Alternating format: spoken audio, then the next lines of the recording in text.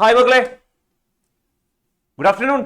Hi, എല്ലാവരും വേഗം വന്നിരിക്കുക, വേഗം വന്നിരിക്കുക. യെസ്, എല്ലാവർക്കും ഹായ്. ഓക്കെ, അപ്പോൾ വേഗം വേഗം വന്നിരിക്കുക. നമുക്കാകെ കുറച്ച് സമയം കിട്ടുന്നുള്ളൂ അല്ലേ? അപ്പോൾ ആ സമയം നമുക്ക് കംപ്ലീറ്റ് ഉപയോഗിക്കണം. യെസ്, നമുക്കൊരു കാര്യം കൂടി പറയാനുണ്ട് കേട്ടോ. നമ്മുടെ രണ്ടാമത്തെ യൂണിറ്റ് നമ്മൾ തുടങ്ങിയിട്ടുണ്ട് അല്ലേ? Past to progress. ഓക്കെ, അപ്പോൾ പുരോഗതിയിലേക്കുള്ള പാത എന്ന് പറയുന്ന ആ ഒരു യൂണിറ്റാണ് നമ്മുടെ കയ്യിലുള്ളത്. അപ്പോൾ ആ യൂണിറ്റിലെ 3 ചാപ്റ്റേഴ്സ് നമ്മൾ നോക്കാനുണ്ട്. ഒരു ചാപ്റ്റർ നമ്മൾ നോക്കിക്കഴിഞ്ഞു, breaking barriers I will fly. പിന്നെ അടുത്തത് ഇതേപോലെ തന്നെ ഒരു പ്രചോദനം തരുന്ന, ഒരു ഇൻസ്പിറേഷൻ തരുന്ന ഒരു ചാപ്റ്റർ ഉണ്ട്, ഫീനിക്സ് റൈസിങ് എന്ന് പറയുന്നത് അല്ലേ. ദെൻ മൂന്നാമതൊരു ചാപ്റ്റർ നമ്മുടെ പോയാണ്. അപ്പോൾ ഞാനിന്ന് ആ പോയാണ് എടുക്കാൻ പോകുന്നത് കേട്ടോ. കാരണം നമ്മുടെ ഫീനിക്സ് റൈസിങ് എന്ന് പറയുന്ന ആ ചാപ്റ്ററിന്റെ ഒരു വീഡിയോ നിങ്ങൾക്ക് തരേണ്ട ആവശ്യമുണ്ട്. അപ്പോൾ ഈ 2 ദിവസങ്ങളിൽ ഞാനത് തരാം. അത് കണ്ടതിന് ശേഷം നമുക്ക് അടുത്ത ആഴ്ച മോർണിംഗ് എന്ത് ചെയ്യാം, അടുത്ത ആഴ്ച നമുക്ക് മോർണിംഗ് അല്ല, അടുത്ത ആഴ്ച നമുക്ക് ഇതുപോലെ ക്ലാസ്സിൽ നമുക്ക് ആ ഫീനിക്സ് റൈസും കൂടി തീർത്ത് കഴിഞ്ഞാൽ മക്കളെ നമ്മളുടെ ഈ 2 യൂണിറ്റിന്റെ ചാപ്റ്റർ ഒക്കെ തീർന്നു കേട്ടോ. ചാപ്റ്റർ വൈസ് എക്സ്പ്ലെയിൻ ചെയ്തിട്ടുള്ള വീഡിയോസും തന്നിട്ട് ആ ചാപ്റ്റർ നമ്മൾ കംപ്ലീറ്റ് ചെയ്തു. പിന്നുള്ള നമ്മുടെ അടുത്ത 2-3 ക്ലാസ്സുകൾ എന്തായാലും നമുക്ക് എന്ത് ചെയ്യാം, പിന്നീട് വരുന്ന ഞായറാഴ്ചകളിൽ നമുക്ക് എന്ത് ചെയ്യാം. അതുപോലെ ഞായറാഴ്ച അല്ലാതെ വേറെ എന്തെങ്കിലും ദിവസം പറ്റുമെങ്കിൽ നമുക്ക് ഇതിലെ ആക്ടിവിറ്റീസും ഗ്രാമറും മറ്റു കാര്യങ്ങളൊക്കെ എടുത്ത് പ്രയോഗിച്ച് നമുക്ക് കറക്റ്റ് ചെയ്യാം കേട്ടോ. അപ്പോൾ അത് പേടിക്കണ്ട. അപ്പോൾ അതിന് വേണ്ടിയിട്ടാണ് ഞാൻ പെട്ടെന്ന് നടന്ന് തീർക്കുന്നത് കേട്ടോ. സോ ഇന്ന് നമുക്ക് മക്കളെ, നമുക്ക് ഏതായാലും നമ്മുടെ പോയം നോക്കാം. അപ്പൊ ഞാനേ ഈ പോയത്തിന്റെ കാര്യം പറയാൻ കാരണം, ഇത് ഞാൻ ആദ്യം തന്നെ വായിച്ചതിന്റെ പ്രൊഫൈലിന്റെ നമ്മുടെ റൈറ്റേഴ്സ് പ്രൊഫൈലാണ് കേട്ടോ. ഈ റൈറ്റേഴ്സ് പ്രൊഫൈൽ ഒന്ന് എടുത്ത് നോക്കാമോ നിങ്ങൾ? 63 പേജ് നമ്പർ 63 എടുത്ത് നോക്കി. ഈ പോയത്തിന്റെ പേരൊക്കെ പറയുന്നത് അതിനകത്ത് പ്രധാനപ്പെട്ട ഒരു, ഞാൻ വായിച്ചു നോക്കിയപ്പോൾ എനിക്കൊരു ഇൻട്രസ്റ്റിംഗ് അല്ല, ഒരു മിസ്റ്റേക്ക്, ഒരു ഫാക്ച്വൽ മിസ്റ്റേക്ക് തോന്നി അവിടെ, ഒരു വസ്തുതാപരമായ തെറ്റ് തോന്നി. എന്താണെന്നറിയോ? നിങ്ങൾ ആ പ്രൊഫൈൽ എന്ന് വെച്ചാൽ പ്രൊഫൈൽ ഒന്ന് കാണിച്ചു തരാം, നോക്കിയോട്ടോ. So it's a profile of Paul Lawrence Dunbar കേട്ടോ. പോൾ ലോറൻസ് ഡൺബാറിന്റെ പ്രൊഫൈലാണ്. അദ്ദേഹം ജനിച്ചത് 1872-ലാണ്. അദ്ദേഹം മരിക്കുന്നത് 1906-ലാണ് കേട്ടോ. 33 വയസ്സ് മാത്രമേ ജീവിച്ചിരുന്നുള്ളൂ കേട്ടോ. അത്രയും വയസ്സ് ജീവിച്ചിരുന്ന ഒരു നല്ലൊരു കലാകാരനാണ്. പക്ഷെ അദ്ദേഹത്തിന്റെ കാലത്ത് ഈ ബ്ലാക്ക് അമേരിക്കൻസിന് അത്ര വലിയ ഇമ്പോർട്ടൻസ് ഒന്നും ഉണ്ടായിരുന്നില്ല, സ്വാതന്ത്ര്യം ഒന്നും ഉണ്ടായിരുന്നില്ല കേട്ടോ. കാരണം ഇദ്ദേഹം ജനിക്കുന്നതിന് മുന്നേ ഒരു 5-10 വർഷം മുന്നേ കേട്ടോ, അമേരിക്കൻ സിവിൽ വാർ നടന്ന വർഷമാണ്. അമേരിക്കൻ സിവിൽ വാർ കേട്ടോ. അമേരിക്കൻ സിവിൽ വാർ എന്ന് പറഞ്ഞാൽ തന്നെ എബ്രഹാം ലിങ്കന്റെ നേതൃത്വത്തിലുള്ള അമേരിക്കയിലെ യൂണിയൻ സ്റ്റേറ്റ്സും അതുപോലെ വേറെ കുറെ എതിർത്ത് നിൽക്കുന്ന കുറെ ആൾക്കാരുടെ കീഴിലുള്ള സദേൺ സ്റ്റേറ്റ്സും തമ്മിലുള്ള ഒരു കോൺഫ്ലിക്റ്റ് ആയിരുന്നു, ഒരു ആഭ്യന്തര യുദ്ധം എന്നൊക്കെ പറയാം. ഇപ്പൊ ഉദാഹരണത്തിന് നമ്മുടെ ഇന്ത്യയിൽ ഇപ്പോ നമ്മുടെ സൗത്തിലെ മഹാരാഷ്ട്ര ഉൾപ്പെടെയുള്ള, നമ്മുടെ കർണാടക ഉൾപ്പെടെയുള്ള നമ്മുടെ സൗത്തിലെ സ്റ്റേറ്റ്സ് എല്ലാം ഒന്നിച്ചും നോർത്തിലെ സ്റ്റേറ്റ്സ് എല്ലാം ഒന്നിച്ചായിട്ട് രണ്ടുപേരും നമ്മൾ യുദ്ധം ചെയ്യണമെന്ന് ആലോചിച്ച് നോക്കി അല്ലേ. അങ്ങനത്തെ ഒരു അവസ്ഥയായിരുന്നു അന്ന് 1861 അമേരിക്കയിലെ ആഭ്യന്തര യുദ്ധം എന്ന് പറയുന്നത്, അതായത് സിവിൽ വാർ എന്ന് പറയും, അമേരിക്കൻ സിവിൽ വാർ. അതിനകത്താണ് നമ്മുടെ എബ്രഹാം ലിങ്കൺ, നിങ്ങൾ കേട്ടിട്ടുണ്ടാവും, അടിമത്വമൊക്കെ നിരോധിച്ച പ്രസിഡന്റ് എബ്രഹാം ലിങ്കണൊക്കെ വരുന്നത്. അദ്ദേഹമാണ് യൂണിയൻ സ്റ്റേറ്റ്സിന് വേണ്ടി ഫൈറ്റ് ചെയ്തത്. ഇപ്പുറത്ത് മറ്റേ സംസ്ഥാനങ്ങൾ കൂടെ ഒന്നിച്ചെന്ന് ഫൈറ്റ് ചെയ്തു. ഇവര് തെക്കൻ സംസ്ഥാനങ്ങൾ പറഞ്ഞത് അടിമത്തം നിലനിർത്തണമെന്നൊക്കെയാണ്, അങ്ങനെയുള്ള കുറച്ച് നിയമങ്ങൾ വേണമെന്നാണ് പറഞ്ഞത്. പക്ഷേ എബ്രഹാം ലിങ്കന്റെ നേതൃത്വത്തിലുള്ള സർക്കാർ പറഞ്ഞത് അടിമത്തം നിരോധിക്കാൻ വേണം. അപ്പൊ അതിനെതിരെയായിരുന്നു മെയിനായിട്ട് ഫൈറ്റ്. അപ്പൊ ഞാനിവിടെ ഫാക്ച്വൽ ആയിട്ടുള്ള വസ്തുതാപരമായ തെറ്റെന്ന് പറയാൻ കാരണം എന്താണെന്നറിയോ? ആക്ച്വലി സിവിൽ വാർ തുടങ്ങുന്നത് 61 to 65 ആണ്, 1861 to 1865. പക്ഷെ ഇതിനകത്ത് നമ്മുടെ ഈ പോൾ ലോറൻസ് ഡൺബാർ ജനിച്ചിരിക്കുന്നത് 1872-ലാണ് കേട്ടോ. ദെൻ ഇനി നിങ്ങൾക്ക് പറയാമോ അതിനകത്ത് ഫാക്ച്വൽ മിസ്റ്റേക്ക് എന്താണെന്ന്? ഇനി നിങ്ങൾക്ക് പറയാമോ? കുറച്ചുകൂടെ ബുദ്ധിപരമായിട്ട് ആലോചിച്ചോ, ഒന്ന് വായിച്ചു. ഇതിലെ വസ്തുതാപരമായ തെറ്റെന്താണ്? അമൽ ദേവേ പറ, ഒന്ന് മനസ്സിലാക്കിയിട്ട് പറ, എന്താണ് അതിനകത്തെ വസ്തുതാപരമായ തെറ്റ്, ഫാക്ച്വൽ മിസ്റ്റേക്ക്? പറഞ്ഞോ നീ.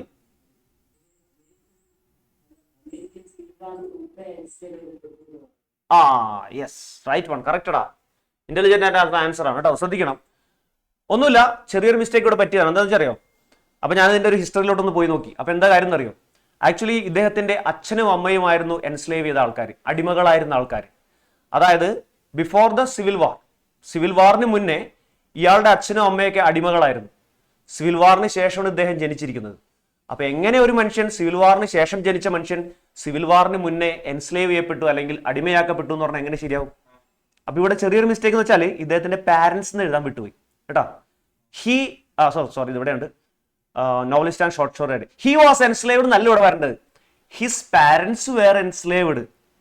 In Kentucky before the American civil war എന്നാണ് വരേണ്ടത്. പക്ഷെ അവിടെ എന്തോ അതൊരു ചേർക്കാൻ വിട്ടുപോയതോ മറ്റോ ആണ്.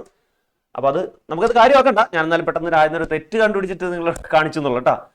ഓക്കെ, എന്തായാലും നിങ്ങൾ നമ്മുടെ പ്രൊഫൈൽ എഴുതുമ്പോൾ ഇതൊന്നും ഉൾപ്പെടുത്താതിരുന്നോ നല്ലത് കേട്ടോ. നമുക്ക് ഏതായാലും സത്യത്തിനോട് നീതി പുലർത്തണമല്ലോ. എന്തെങ്കിലും ആവട്ടെ, ഇന്നത്തെ മിസ്റ്റേക്ക് സംഭവിക്കാം.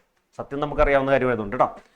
ഓക്കെ, അപ്പോൾ ഇദ്ദേഹത്തിന്റെ പാരന്റ്സ് എൻസിൽ എവിടെയാണെന്ന് പറഞ്ഞാലും മതി. സോ നമ്മുടെ പോൾ ലോറൻസ് ഡൺബാർ, ഇദ്ദേഹം ആരായിരുന്നു വെച്ച് കഴിഞ്ഞാൽ ഞാൻ പറഞ്ഞു 33 വയസ്സ് വരെ ജീവിച്ചുള്ളൂ. അത് കഴിഞ്ഞിട്ടൊരു ട്യൂബർകുലോസിസ് ബാധിച്ച് അദ്ദേഹം മരിക്കുന്നുണ്ട്. അദ്ദേഹം നല്ലൊരു കവിയായിരുന്നു, നല്ലൊരു എഴുത്തുകാരനായിരുന്നു, എല്ലാമായിരുന്നു. അദ്ദേഹം ഒരുപാട് ഈ കറുത്തവർഗക്കാരുടെ ബുദ്ധിമുട്ടൊക്കെ അനുഭവിച്ച് വളർന്ന മനുഷ്യനാണ്. അപ്പൊ അതിന്റെ ഒരു ഉള്ളിലൊരു അഗ്നിയുണ്ട് അദ്ദേഹത്തിന്റെ കേട്ടോ, ഉള്ളിലൊരു സ്പാർക്ക് ഉണ്ട്. അതിന്റെയൊക്കെ ഒരു പുറത്തേക്കുള്ള ഒരു പ്രതിഫലനമാണ് അദ്ദേഹത്തിന്റെ കവിതകൾ എന്നൊക്കെ പറയുന്നത് കേട്ടോ. സോ അദ്ദേഹത്തിന്റെ പ്രധാന കവിതകൾ ഇവിടെ ഉണ്ട്. അദ്ദേഹം he published his first poem our martyred soldiers at the age of 16. 16 വയസ്സുള്ളപ്പോൾ അദ്ദേഹം ആദ്യത്തെ ആ വാർ എപ്പോഴാണ് നടന്നതെന്ന് പറയാൻ പോകുന്നു അല്ലേ? അതാ ജാൻവി സൂരജ്. അത് ആ വാർ നടന്നത് 61 to 65 ആണ്. അതായത് 1861 to 1865 കേട്ടോ. ആ കാലയളവിലാണ് വാറൊക്കെ നടന്നത്. ഒരുപാട് സിനിമകളൊക്കെ ആ പേരിലേക്ക് ഇറങ്ങിയിട്ടുണ്ട് കേട്ടോ. ആ സമയത്ത് വാറിനെ പറ്റിയുള്ള ഒരുപാട് സിനിമകൾ ഇറങ്ങിയിട്ടുണ്ട്, നല്ല നല്ല സിനിമകൾ കേട്ടോ. അപ്പോൾ അവർ മാർട്ടേർഡ് സോൾജേഴ്സ് ആ ദ ഏജ് ഓഫ് അതായത് 16 വയസ്സുള്ള ആദ്യത്തെ കവിത എഴുതി. Dunbar became one of the first Afro American writers to win international acclaim. അതായത് വേൾഡ് വൈഡ് ആയിട്ട് അല്ലെങ്കിൽ ഏകദേശം ഒരു ഇന്റർനാഷണലി ഒരു അക്ലൈം എന്ന് വെച്ചാൽ പ്രശസ്തി കിട്ടുന്ന ഒരു ആദ്യത്തെ ആഫ്രോ അമേരിക്കൻ റൈറ്ററാണ് ഇദ്ദേഹം എന്ന് പറയുന്നത് കേട്ടോ. ഞാൻ പറഞ്ഞില്ല, അമേരിക്കയിൽ ഇതുപോലുള്ള കറുത്തവർഗക്കാർക്ക് ഒരു വിലയില്ലാതിരുന്ന കാലമായിരുന്നു, അടിമകളായിട്ട് കരുതിയിരുന്ന കാലമായിരുന്നു. അപ്പോൾ അവർക്ക് എന്തിന് കലാപരമായിട്ട് എന്തെങ്കിലും പ്രകടിപ്പിക്കാൻ പോയിട്ട് അവർക്ക് സ്വന്തമായിട്ട് മര്യാദയ്ക്ക് ജീവിക്കാൻ പോലും പറ്റിയിരുന്നില്ല കേട്ടോ. സ്വന്തമായിട്ട് സ്വത്തൊക്കെ ആയിട്ട് വീടൊക്കെ ആയിട്ട് കുടുംബമൊക്കെ ആയിട്ട് ജീവിക്കാനൊന്നും അവർക്ക് അവകാശമൊന്നും ഉണ്ടായിരുന്നില്ല പണ്ടത്തെ കാലത്ത്. അപ്പൊ അതൊക്കെ കഴിഞ്ഞ് ആദ്യമായിട്ട് ഇങ്ങനെയൊക്കെ ഉയർന്നത് ഒരു മനുഷ്യനാണ് ഇദ്ദേഹം കേട്ടോ. International acclaim. He worked with the Wright brothers in their publication the Tattler. അദ്ദേഹം റൈറ്റ് ബ്രദേഴ്സിന്റെ കൂടെയൊക്കെ വർക്ക് ചെയ്തിട്ടുണ്ട്. റൈറ്റ് ബ്രദേഴ്സ് ആരെന്ന് അറിയാലോ നിങ്ങൾക്ക് അല്ലേ? വിമാനം കണ്ടുപിടിച്ച ടീംസ് ആണ് കേട്ടോ. അപ്പൊ അവരുടെയൊക്കെ അദ്ദേഹത്തിന് വർക്ക് ചെയ്തിട്ടുണ്ട്. Then his first book, a collection of poems, Oak and Ivy, was published in 1893. He has published many collections of poems, short stories, 4 novels and a play. അപ്പോൾ ഇദ്ദേഹം ഇതൊക്കെ ചെയ്തിട്ടുണ്ടെന്ന് പറയുന്നു. നമുക്ക് ഇദ്ദേഹത്തിന്റെ പ്രൊഫൈൽ വിശദമായിട്ട് നിങ്ങളുടെ സ്റ്റഡി മെറ്റീരിയൽ ഞാൻ തന്നിട്ടുണ്ട്. സ്റ്റഡി മെറ്റീരിയൽ എല്ലാവരും വാങ്ങിച്ചിട്ടുണ്ടല്ലോ അല്ലേ? കൈവിഷ് കാണിച്ചേ. സ്റ്റഡി മെറ്റീരിയൽ കിട്ടിയവരൊന്ന് കൈവിഷേ. Okay, done, very good. അപ്പോൾ മക്കളെ അത് നന്നായിട്ട് വായിക്കാം. നമുക്ക് ഈ പോയത്തിലേക്ക് കടക്കാം. എന്താണ് ഈ പോയം? ഈ പോയത്തിന്റെ പേര് ദ സീഡ്ലിങ്സ് എന്നാണ് കേട്ടോ. The seedling. What is A seedling? Seedling എന്താണ്? സീഡ് എന്താ നമുക്കറിയാം, വിത്താണ് അല്ലെ? സീഡ്ലിംഗ് എന്താണ്? വക്കീഫ പറഞ്ഞോ, എന്തായിരിക്കും സീഡ്ലിംഗ്?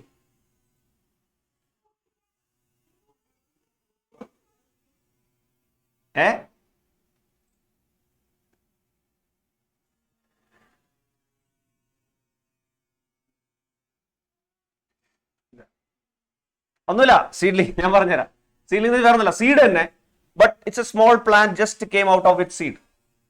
ജസ്റ്റ് സീഡിന്റെ ഉള്ളിൽ നിന്ന് ജസ്റ്റ് പുറത്തു വന്ന ഒരു മുകുളം ഇല്ലേ, നാളം മുകുളം എന്നൊക്കെ നമ്മൾ പറയൂലേ, തളിരെന്നൊക്കെ പറയൂലേ, ആ ഒരു ചെറിയ കുഞ്ഞി പൊടിപ്പ്, അതിനെയാണ് നമ്മൾ സീഡ്ലിംഗ് എന്ന് പറയാം കേട്ടോ.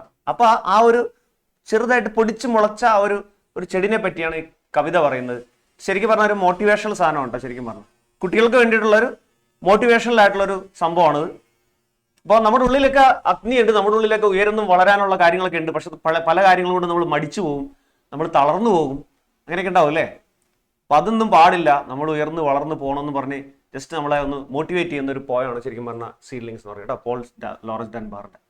ഓക്കെ, നമുക്ക് ആ പോയതിലെ വരികളൊന്നും നോക്കാം. ഞാൻ കുറച്ച് പോയറ്റിക് ഡിവൈസുകൾ ഇതിനകത്ത് പറഞ്ഞുതരാം കേട്ടോ. അപ്പം നിങ്ങൾ പറഞ്ഞു തന്നെ ഏതൊക്കെയാണ് അതിനകത്തുള്ളത് കേട്ടോ. നിങ്ങൾ പഠിച്ചിട്ടുണ്ട് പോയറ്റിക് ഡിവൈസുകളെ പറ്റി. സോ ഇപ്പോൾ കവിത തുടങ്ങുമ്പോൾ ഇതെങ്ങനെയാണ് തുടങ്ങുന്നത്? സിമ്പിൾ ലൈൻസ് ആണ്.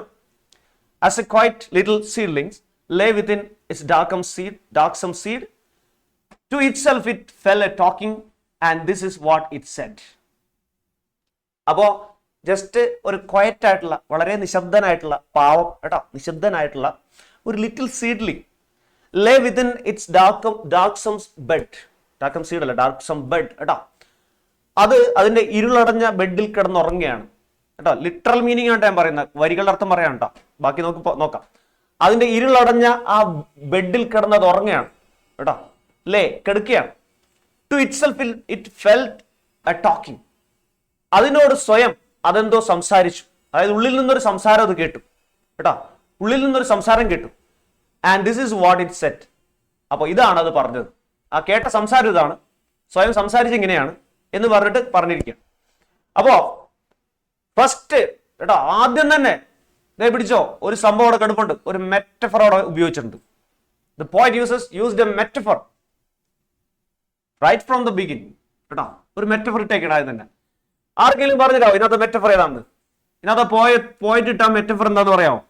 അല്ലെങ്കിൽ മെറ്റഫർ എന്താന്ന് ആദ്യം പറഞ്ഞു തന്നിട്ട് പറയും. ആ ഏഞ്ചലേ പറ. Good evening. As A quiet little seedling എന്ന് പറഞ്ഞാൽ ഓക്കെ പറഞ്ഞു.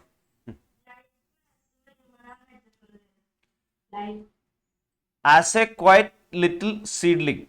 പക്ഷെ ലൈക്കും ആസും ഉണ്ടെങ്കിൽ മെറ്റഫർ ആവില്ലല്ലോ.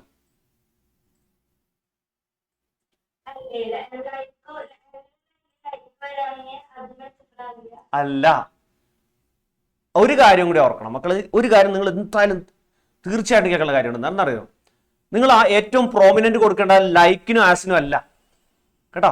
ലൈക്കും ആസും ഉപയോഗിച്ചിട്ടുണ്ടാവും എന്ന് വെച്ച് ലൈക്കും ആസും ഉപയോഗിച്ചു കൊടുത്ത എല്ലായിടത്തും സിമിലിയോ മറ്റോ ഉണ്ടാവണം നിർബന്ധമില്ല കേട്ടോ. ഞാൻ പറഞ്ഞൊന്ന് ശ്രദ്ധിക്കട്ടെ. ലൈക്കും ആസും ഉപയോഗിക്കുമ്പോൾ അവിടെ എന്താണ് സിമിലിയാണ് വരുന്നത്, മെറ്റഫർ അല്ല കേട്ടോ.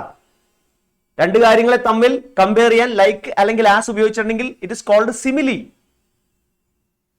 Without comparing like or as കേട്ടോ, ഇറ്റ് ഇസ് കോൾഡ് മെറ്റഫർ.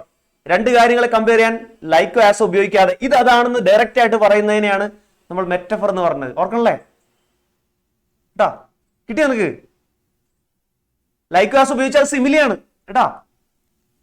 പിന്നൊരു കാര്യം ഞാനീ പറയുന്നതാണ്, ഇന്ന് മക്കളെ ശ്രദ്ധിച്ചേക്ക്. ലൈക്ക് ഓർ ആസ് അവിടെ കെടുപ്പണെന്ന് വെച്ചിട്ട് അത് സിമിലി ആവണമെന്നില്ല കേട്ടാ. സിമിലി ആവണമെന്നില്ല. നോക്കി, as A quiet little seedling. ഒരു ക്വയറ്റ് ലിറ്റിൽ സീഡ്ലിംഗ് ആയതുകൊണ്ട് അർത്ഥമുള്ളതിന്, ഒരു ക്വയറ്റ് ലിറ്റിൽ സീഡ്ലിംഗ് ആയതുകൊണ്ട്, ഒരു കുഞ്ഞു തളിർമുട്ട ആയതുകൊണ്ട് എന്നാ പറഞ്ഞിട്ടുള്ളൂ കേട്ടാ. അതെവിടെ കിടക്കുന്നു? ലേ വിത്തിൻ ഇറ്റ്സ് ഡാർക്സം ബെഡ്. അത് അതിന്റെ ഇരുളടഞ്ഞ ബെഡിൽ കിടക്കുകയാണ്. മക്കളെ, നിങ്ങൾ കണ്ടിട്ട് തോന്നുന്നുണ്ടോ ഇവിടെ ഇരുളടഞ്ഞ ബെഡ് എന്ന് പറയുന്നത് എന്താണ്? What is this darksome bed? അവിടെയാണ് സംഭവം കിടക്കുന്നത്.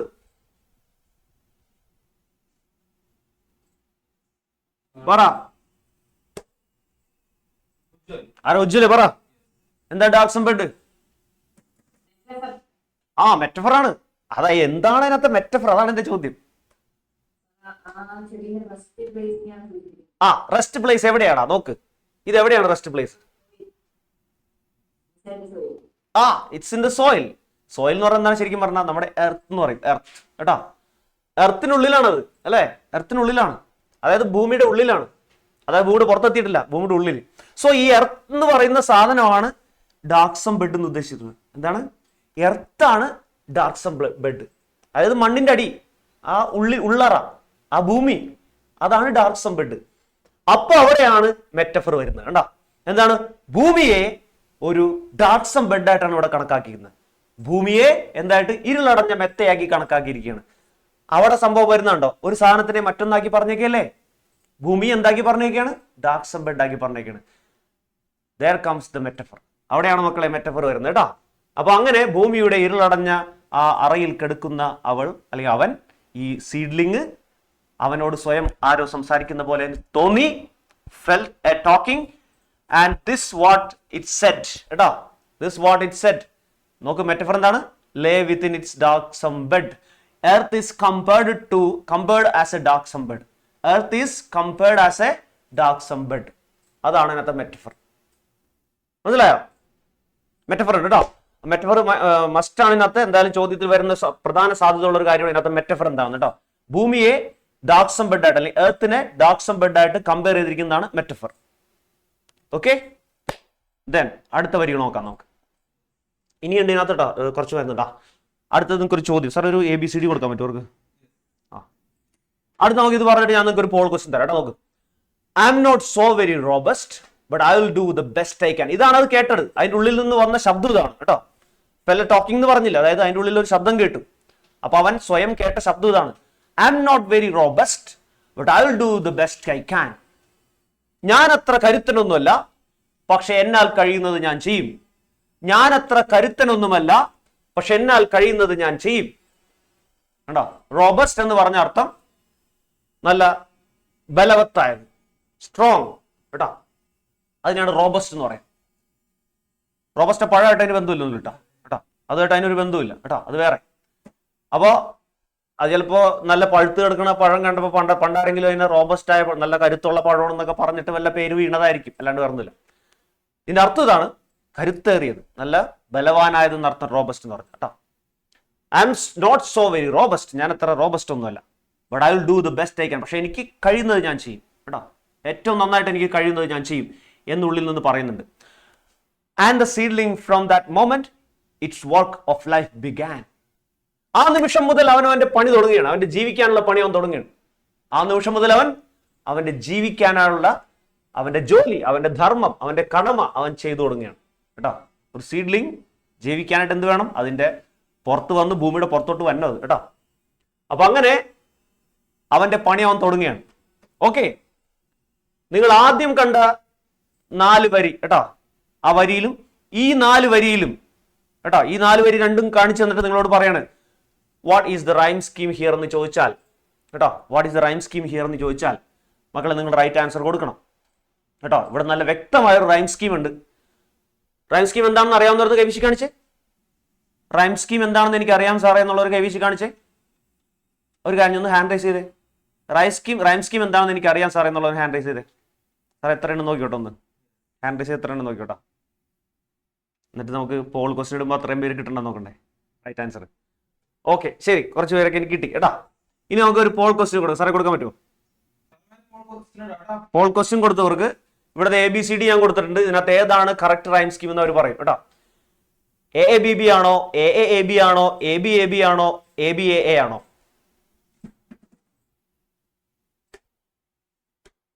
ഓക്കെ, ദേവന്റെ മക്കളെ 4 പോൾ ക്വസ്റ്റ്യൻ വന്നിട്ടുണ്ട്, 4 ഓപ്ഷൻ ഉണ്ട്. ഏതാണ് റൈറ്റ് റൈം സ്കീം എന്നുള്ളത് നിങ്ങൾ ഇട്ടോ. പോട്ടെ, യെസ്, ഒരു ഐഡിയയിൽ കറക്റ്റ് ആണ് ഫോണ്ട്. അടുത്തതിലും ഓക്കെ, കൊള്ളാം, വെരി ഗുഡ്.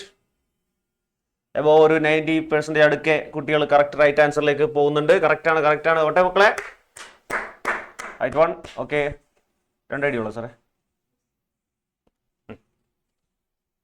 ഓക്കെ, അപ്പൊ കുറെ പേര് ഒരു 75% മുകളിൽ ഇപ്പോൾ ലാസ്റ്റ് റിസൾട്ട് വന്നിട്ടുണ്ട്, റൈറ്റ് ആൻസർ പറഞ്ഞിട്ടുണ്ട് കേട്ടോ. ഏതാണ് ഇതിനകത്ത് റൈം സ്കീം? ഞാൻ അടുത്ത് സാർ പെട്ടെന്ന് ചോദിക്കട്ടെ, which is the rhyme scheme here? Sara പറ.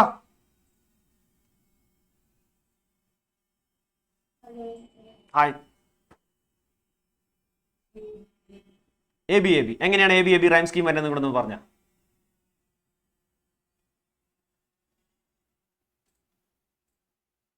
വെറുതെ ഗസ് ചെയ്യാൻ പറ്റില്ല. റോബസ്റ്റ് എന്ന് പറയുന്ന വരി റോബസ്റ്റ് ടിൽ അവസാനിക്കുന്നു. ഓക്കെ, ദെൻ മൊമെന്റും ടിൽ അവസാനിക്കുന്നു. So robust and moment are rhyming words. Okay, then can and began seems same അല്ലേ, രണ്ടും ഒരു വലിപ്പുണ്ട്, സിമിലർ ആണ്. So can and began are the similar words, that is rhyming words. So robust and moment rhymes and can and began rhymes. So ഇങ്ങനെ ഇടവിട്ട് rhyme ചെയ്യുന്നത് കൊണ്ട് നമ്മൾ അതിന് പേര് കൊടുക്കുമ്പോൾ ഇടവിട്ട് തന്നെ പേര് കൊടുക്കുക, ABAB അല്ലേ, അതാണ് അതിൻ്റെ റൈറ്റ് വേ. സോ നമുക്കിവിടെ ആൻസർ മക്കളെ ABAB ആണ് റൈറ്റ് ആൻസർ അല്ലേ. കിട്ടി. അപ്പം നിങ്ങൾക്ക് ഒരു 75% പേർക്ക് എന്തായാലും തെറ്റില്ല. ബാക്കി 25% എന്ത് ചെയ്യണം? പഠിച്ചു വെക്കണം റൈം സ്കീം കേട്ടോ. ഈ ലാസ്റ്റ് ഒരു വരിയുടെ അവസാനത്തെ വേർഡും അതുപോലെ അടുത്ത വരിയുടെ അവസാനത്തെ വേർഡും തമ്മിൽ എന്തെങ്കിലും ബന്ധമുണ്ടോന്ന് നോക്കണം. അതുപോലെ അതിൻ്റെ അടിയിലുള്ള അടുത്ത വരിയുടെ അവസാനത്തെ വേർഡും അതിനടിയിലുള്ള അവസാനത്തെ വേർഡൊക്കെ തമ്മിൽ എന്തെങ്കിലും ബന്ധമുണ്ടോന്ന് നോക്കണം. ആ ബന്ധത്തിന്റെ പാറ്റേൺ ആണ് ഈ പറയുന്ന ABAB എന്നുള്ളത്. അപ്പൊ ആദ്യത്തേന് നമ്മൾ പേര് കൊടുക്കണം A എന്ന്.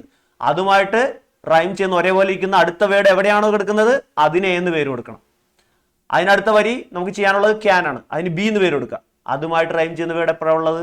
അതിന് തൊട്ട് താഴെയാണ്. അപ്പൊ ഇവിടെയും B കൊടുക്കണം. അപ്പൊ നമുക്ക് എന്ത് കിട്ടും? ABAB എന്ന് കിട്ടും.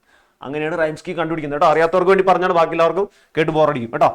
ഓക്കെ, നമുക്കിപ്പോ 2 ലൈൻ കിട്ടി. ആ സീഡ്ലിംഗ് വളരുന്ന കാര്യമാണ് ഇപ്പൊ പറഞ്ഞു വരുന്നത് കേട്ടോ. ദെൻ നെക്സ്റ്റ് അടുത്ത വരിയിലൊക്കെ എന്താണ്? So it pushed a little leaflet up into the light of day to examine the surroundings and show the rest the way. അങ്ങനെ ഈ സീഡ്ലിംഗ് നമ്മുടെ മണ്ണിന്റെ അടിയിൽ നിന്ന് ആദ്യത്തെ ഇല മുകളിലേക്ക് അങ്ങോട്ട് പൊങ്ങി കേട്ടോ. പുഷ്ഡ് എ ലിറ്റിൽ ലീഫ്ലെറ്റ്, ഒരു ചെറിയ ലീഫ്ലെറ്റ് പുറത്തേക്ക് പൊന്തി വന്നു. ലീഫ്ലെറ്റ് എന്ന് പറഞ്ഞാൽ ചെറിയൊരു ഇല കേട്ടോ, കുഞ്ഞില. Up into the light of day, എന്നിട്ട് അതിൽ പുറത്തെ ലോകത്തേക്ക്, ആ വെളിച്ചമുള്ള ലോകമുള്ള നമ്മുടെ ആ ലോകത്തേക്ക് ഒന്ന് പൊന്തി നോക്കി, ആ ഒരെല പൊന്തി നോക്കി. ടു എക്സാമിൻ ദ സറൗണ്ടിങ്സ്, എന്തിനാ പൊങ്ങി നോക്കിയത്? ചുറ്റുമൊക്കെ ഒന്ന് സറൗണ്ടിങ്സ് ഒക്കെ ഒന്ന് എക്സാമിൻ ചെയ്യാൻ, ഒന്ന് പരിശോധിക്കാൻ, എങ്ങനെയുണ്ട് ഈ ലോകം, എങ്ങനെയുണ്ടെന്ന് പരിശോധിക്കാൻ. അങ്ങനെ പരിശോധിച്ച് കഴിഞ്ഞിട്ട് and show the rest the way, ബാക്കി താഴെ നിന്ന് പൊന്തി വരാനുള്ള ആൾക്കാർക്ക് അത് പറഞ്ഞു കൊടുക്കാൻ, ഷോ ചെയ്യാൻ, ഇങ്ങനെയൊക്കെ ഉണ്ട് ഇവിടെ, നല്ല കാര്യമാണ്, വാ അത് കയറി വാ എന്ന് ബാക്കിയുള്ളവരോട് പറയണ്ടേ. ബാക്കി ഇലകളും തണ്ടൊക്കെ ബാക്കി കിടക്കുകയാണല്ലോ അടിയില്. അപ്പൊ അതിനോട് പറയണം, അതിന് വേണ്ടിയിട്ട്, അതായത് ബാക്കിയുള്ളവർക്ക് കാര്യങ്ങൾ പറഞ്ഞു കൊടുക്കാൻ ഇവൻ പതുക്കെ പതുക്കെ പൊന്തി എന്നാ പറയുന്നത് കേട്ടോ. അപ്പൊ ഇതാണ് ഇവിടെ എഴുതിയിരിക്കുന്നത്. ഓക്കെ, ഇവിടെയും നിങ്ങൾക്ക് സെയിം എന്ത് കാണാം, ഇവിടെ നമുക്ക് മറ്റേത് കിട്ടില്ല കേട്ടോ, എ ബി കിട്ടൂല, ശ്രദ്ധിച്ചു നോക്കിക്കോ. ഇവിടെ എ ബി അല്ല എടുക്കുന്നത് കേട്ടോ. ഇവിടുത്തെ റൈം സ്കീം എന്താണെന്ന് ആർക്കെങ്കിലും പറയാമോ? ഇവിടുത്തെ റൈം സ്കീം എന്താണെന്ന് ആർക്കെങ്കിലും പറയാമോ? റൈം സ്കീം നോക്കുന്ന രീതി ശരിയാണെങ്കിൽ ആർക്കെങ്കിലും അറിയാമെങ്കിലും നോക്കി ഒന്നുകൂടി പറഞ്ഞു കൊടുത്തേ. ഇവിടെ റൈം സ്കീം വ്യത്യാസമുണ്ട്. ആ പറ അഭിജിത്തെ, പറ. എ ബി സി ഡി ആ അത് തന്നെ കറക്റ്റ്. അങ്ങനെ നോക്കി പറയടാ, കറക്റ്റായി. എ മുകളിലുള്ള എ കൊടുക്കും, രണ്ടാമത്തേന് നമ്മൾ ബി കൊടുക്കും, മൂന്നാമത്തേന് നമ്മൾ എ കൊടുക്കാൻ പോയി കഴിഞ്ഞാൽ സെയിം അല്ല, ലീഫ്ലെറ്റ് പോലെയല്ല സറൗണ്ടിങ്സ് എഴുതിയേക്കണത്, വേറെയാണ്. അപ്പൊ ഈ ആദ്യത്തേന് രണ്ടാമത്തേട്ട് ഒരു ബന്ധമില്ല മൂന്നാമത്തേന്. അപ്പൊ നമ്മൾ എയും ബിയും കൊടുത്താൽ മൂന്നാമത്തേന് കൊടുക്കുന്നത് സി എന്നുള്ള പേരാ. പിന്നെ നമ്മൾ നാലാമത്തെ നോക്കുമ്പോൾ വേ എന്ന് പറയുമ്പോൾ നമ്മൾ ഈ ബി എഴുതിയ ഡേ ഇല്ലേ, ഡേക്ക് നമ്മൾ ബി എന്നുള്ള കൊടുത്തത്, ഡേയുമായിട്ട് സാമ്യമുണ്ട്. അപ്പൊ നമുക്ക് രണ്ടിനും ബി തന്നെ കൊടുക്കാം. അപ്പൊ നമുക്ക് എ ബി സി ബി എന്ന് കിട്ടും കേട്ടാ. ഇനിയുള്ള ചില വരികളിൽ ചില സ്റ്റാൻസസിൽ എ ബി സി ബി ആണ് റൈം സ്കീം. അപ്പൊ ഏത് ഭാഗമാണ് നിങ്ങൾക്ക് ചോദ്യത്തിൽ തരുന്നത് ആ ഭാഗത്തിന്റെ റൈം സ്കീമാണ് നിങ്ങൾ എഴുതേണ്ടത് കേട്ടോ, അപ്പോഴേ കറക്റ്റ് ആവുള്ളൂ. സോ ഇതെന്താ ചെയ്തത്, തന്റെ ഒരു ഇല പുറത്തേക്കൊന്ന് ഇട്ട് നോക്കി, പുറം ലോകമൊക്കെ ഒന്ന് പരിശോധിച്ച് ബാക്കിയുള്ളവർക്ക് കടന്നു വരാൻ വേണ്ടി പറയാൻ വേണ്ടിയിട്ട് ഇട്ട് നോക്കി. അപ്പൊ ഞാൻ പറയുന്നത് ഇവിടെ ഒരു വേറെ സാധനം കൂടി കിടപ്പുണ്ട് കേട്ടോ. That is called alliteration. There is another poetic device here, alliteration. ഈ alliteration എവിടെ കിടക്കുന്നത് പറയാൻ ആരെങ്കിലും? പറയും ആര് പറയും? ഞാൻ റാൻഡം ആയിട്ട് ചോദിക്കോട്ടെ, alliteration ഒക്കെ പഠിച്ചിരിക്കേണ്ട കാര്യമാണ്. ഓക്കെ, ഇതല്ല പറ, where is alliteration here? Sir mute ചെയ്യോ?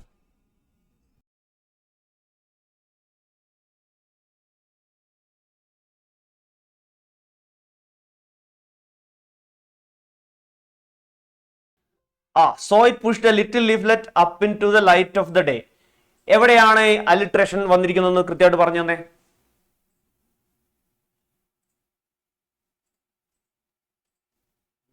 മ്യൂട്ട് ചെയ്യില്ലേ, പറ, അതെ കേട്ടെ. അപ്പൊ നീ alliteration എന്താന്ന് എനിക്ക് പറഞ്ഞു തന്നെ. അതാണ്. അപ്പൊ നിനക്ക് എവിടെ നിന്ന് കിട്ടിയ ആൻസർ? ഗസ് ചെയ്തപ്പോ കറക്റ്റ് ആ 2-3 വേർഡ് മാത്രം പറഞ്ഞിരുന്നെങ്കിൽ ഞാൻ റൈറ്റ് ആൻസർ കറക്റ്റ് ആണെന്ന് പറയാം. പക്ഷെ നീ പറഞ്ഞത് 2 വരി പറഞ്ഞു. 2 വരിയിൽ എവിടെ കിടക്കുന്നതെന്ന് അതാണ് ഞാൻ കറക്റ്റ് ആയിട്ട് ചോദിച്ചത് കേട്ടോ. So what is alliteration? മക്കളെ, alliteration വെരി സിമ്പിൾ സാധനമാണ്. ഇപ്പൊ നീ ഉത്തരം കാണിച്ചാൽ നിങ്ങൾക്ക് മനസ്സിലാവും കേട്ടോ. വേറെ ആർക്കെങ്കിലും പറയാൻ പറ്റും എവിടെ alliteration കിടക്കുന്നതെന്ന്? ആർക്കെങ്കിലും പറയാൻ റെഡിയാണോ? ആരെങ്കിലും വേഗം പറഞ്ഞു. നശ്വ പറ, എവിടെ alliteration? Good. Okay.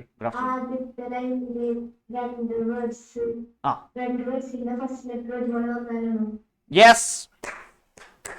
അത് ഏതൊക്കെയാടാ? ലിറ്റിലും ലീഫ്ലെറ്റ് അല്ലേ? Little leaflet. ഉത്തരം നോക്കി കാണിച്ചാൽ എല്ലാവരും നോക്കിയടാ, നോക്കി ശ്രദ്ധിച്ചേ.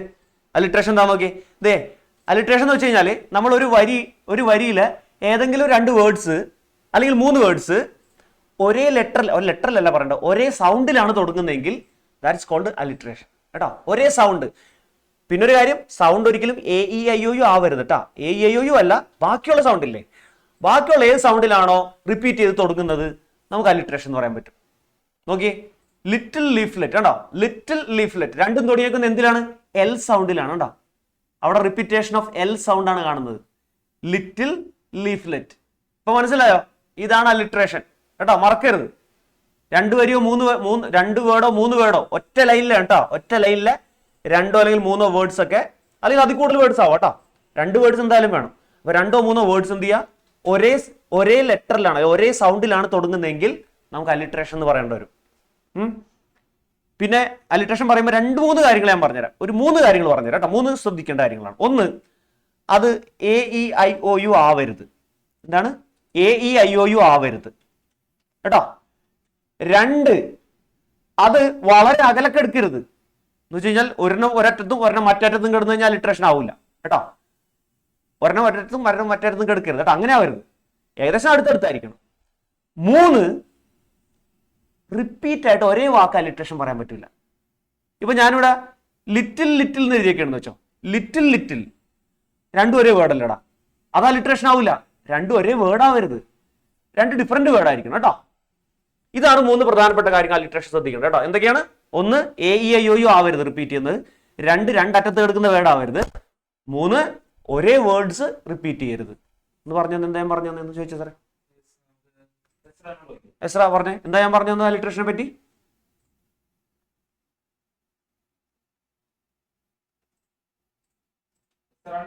എസ്രാൻകുട്ടി, എന്താ ഞാൻ അലിട്രേഷനെ പറ്റി പറഞ്ഞു തന്നത്? സിസ്റ്റം ക്രാക്കാ, സ്റ്റക്കാ? ശ്രീഹരി പറ, എന്താ ഞാൻ അലിട്രേഷനെ പറ്റി പറഞ്ഞു തന്നത്? പറ, പറഞ്ഞോ. ആ, യെസ്. കുഴപ്പമില്ലെന്നാ?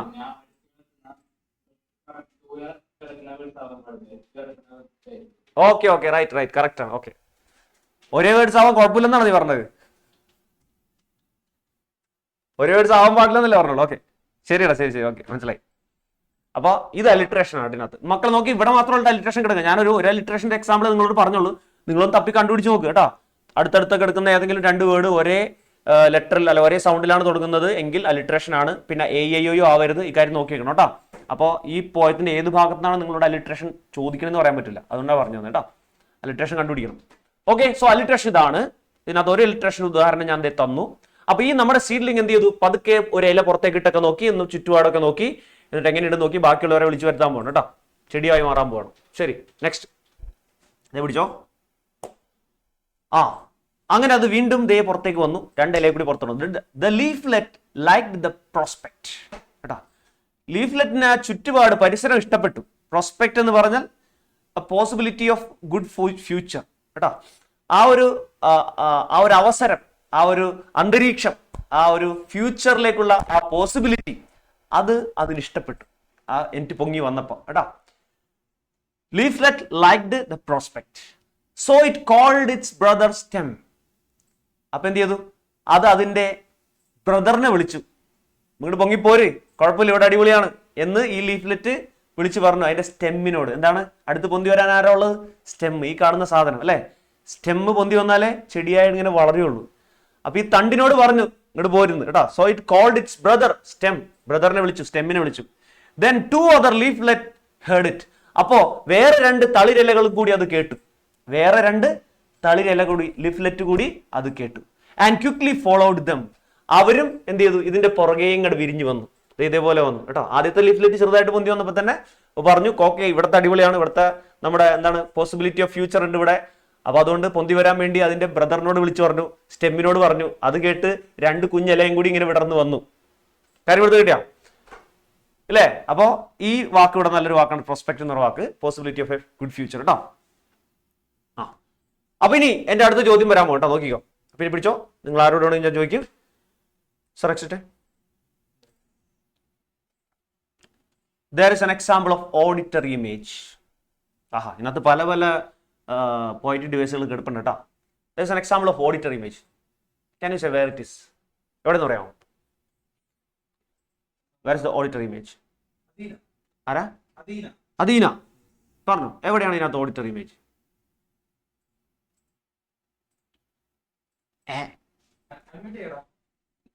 ഒന്നാമത്തെ കാര്യം, നീ എനിക്ക് ഒരു ഓഡിറ്ററി ഇമേജ് ആയിട്ട് തോന്നുന്നില്ല.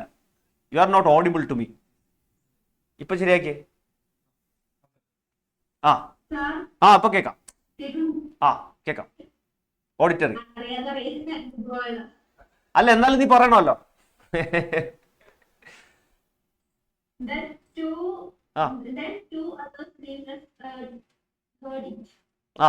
എന്താണ് ഓഡിറ്ററി ഇമേജ് എന്ന് പറഞ്ഞു തന്നെ?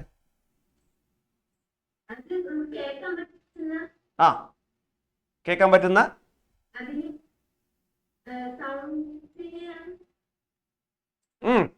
ആണ് മുഴുവനാക്ക്. സൗണ്ട്സിനെ പറ്റി എന്തെങ്കിലും പറഞ്ഞിട്ടുണ്ടെങ്കിൽ that is called auditory image കേട്ടോ. പോയത്തിൽ സൗണ്ടിനെ പറ്റി എന്തെങ്കിലും പരാമർശം നടത്തിയിട്ടുണ്ടോ? കേൾക്കുന്നതിനെ പറ്റിയോ, പാടുന്നതിനെ പറ്റിയോ, കരയുന്നതിനെ പറ്റിയോ, ചിരിക്കുന്നതിനെ പറ്റിയോ, സൗണ്ട് കേൾക്കുന്ന എന്തെങ്കിലും ഒരു കാര്യത്തിനെ പറ്റി ഒരു റെഫറൻസ് അവിടെ കൊടുത്തിട്ടുണ്ടെങ്കിൽ that is called auditory image. ഇവിടെ എന്താ കൊടുത്തിരിക്കുന്നത്? Called its brother stem. തന്റെ സഹോദരനെ വിളിച്ചു എന്ന് പറയുന്നത് ഒരു ഓഡിറ്ററി ഇമേജ് ആണ്. നമ്മൾ എന്തെങ്കിലും പറയലാണല്ലോ വിളിച്ചു എന്ന് പറയുന്നത്. അപ്പോൾ അത് പ്രധാനപ്പെട്ട ഒരു ഓഡിറ്ററി ഇമേജ് ആണ് ഇതിനകത്ത്. ഓക്കെ, ഓഡിറ്ററി ഇമേജ് കിട്ടി. It called its brother, 2 other leaflets heard it. പിന്നെ മറ്റ് 2 ഇലകളും കൂടി അത് കേട്ടു എന്ന് പറയുന്നില്ലേ? അതും എന്താണ്? ഓഡിറ്ററി ഇമേജിന്റെ എക്സാമ്പിൾ ആണ്. ഓക്കെ, പക്ഷെ അത് തീർന്നില്ല, വേറെ സാധനം കൂടി ഇതിനകത്ത് കിടപ്പുണ്ട്.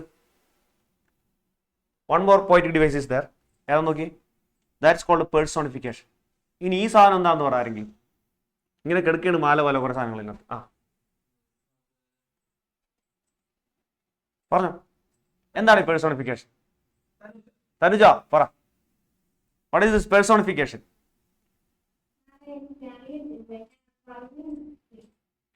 എന്താണ്?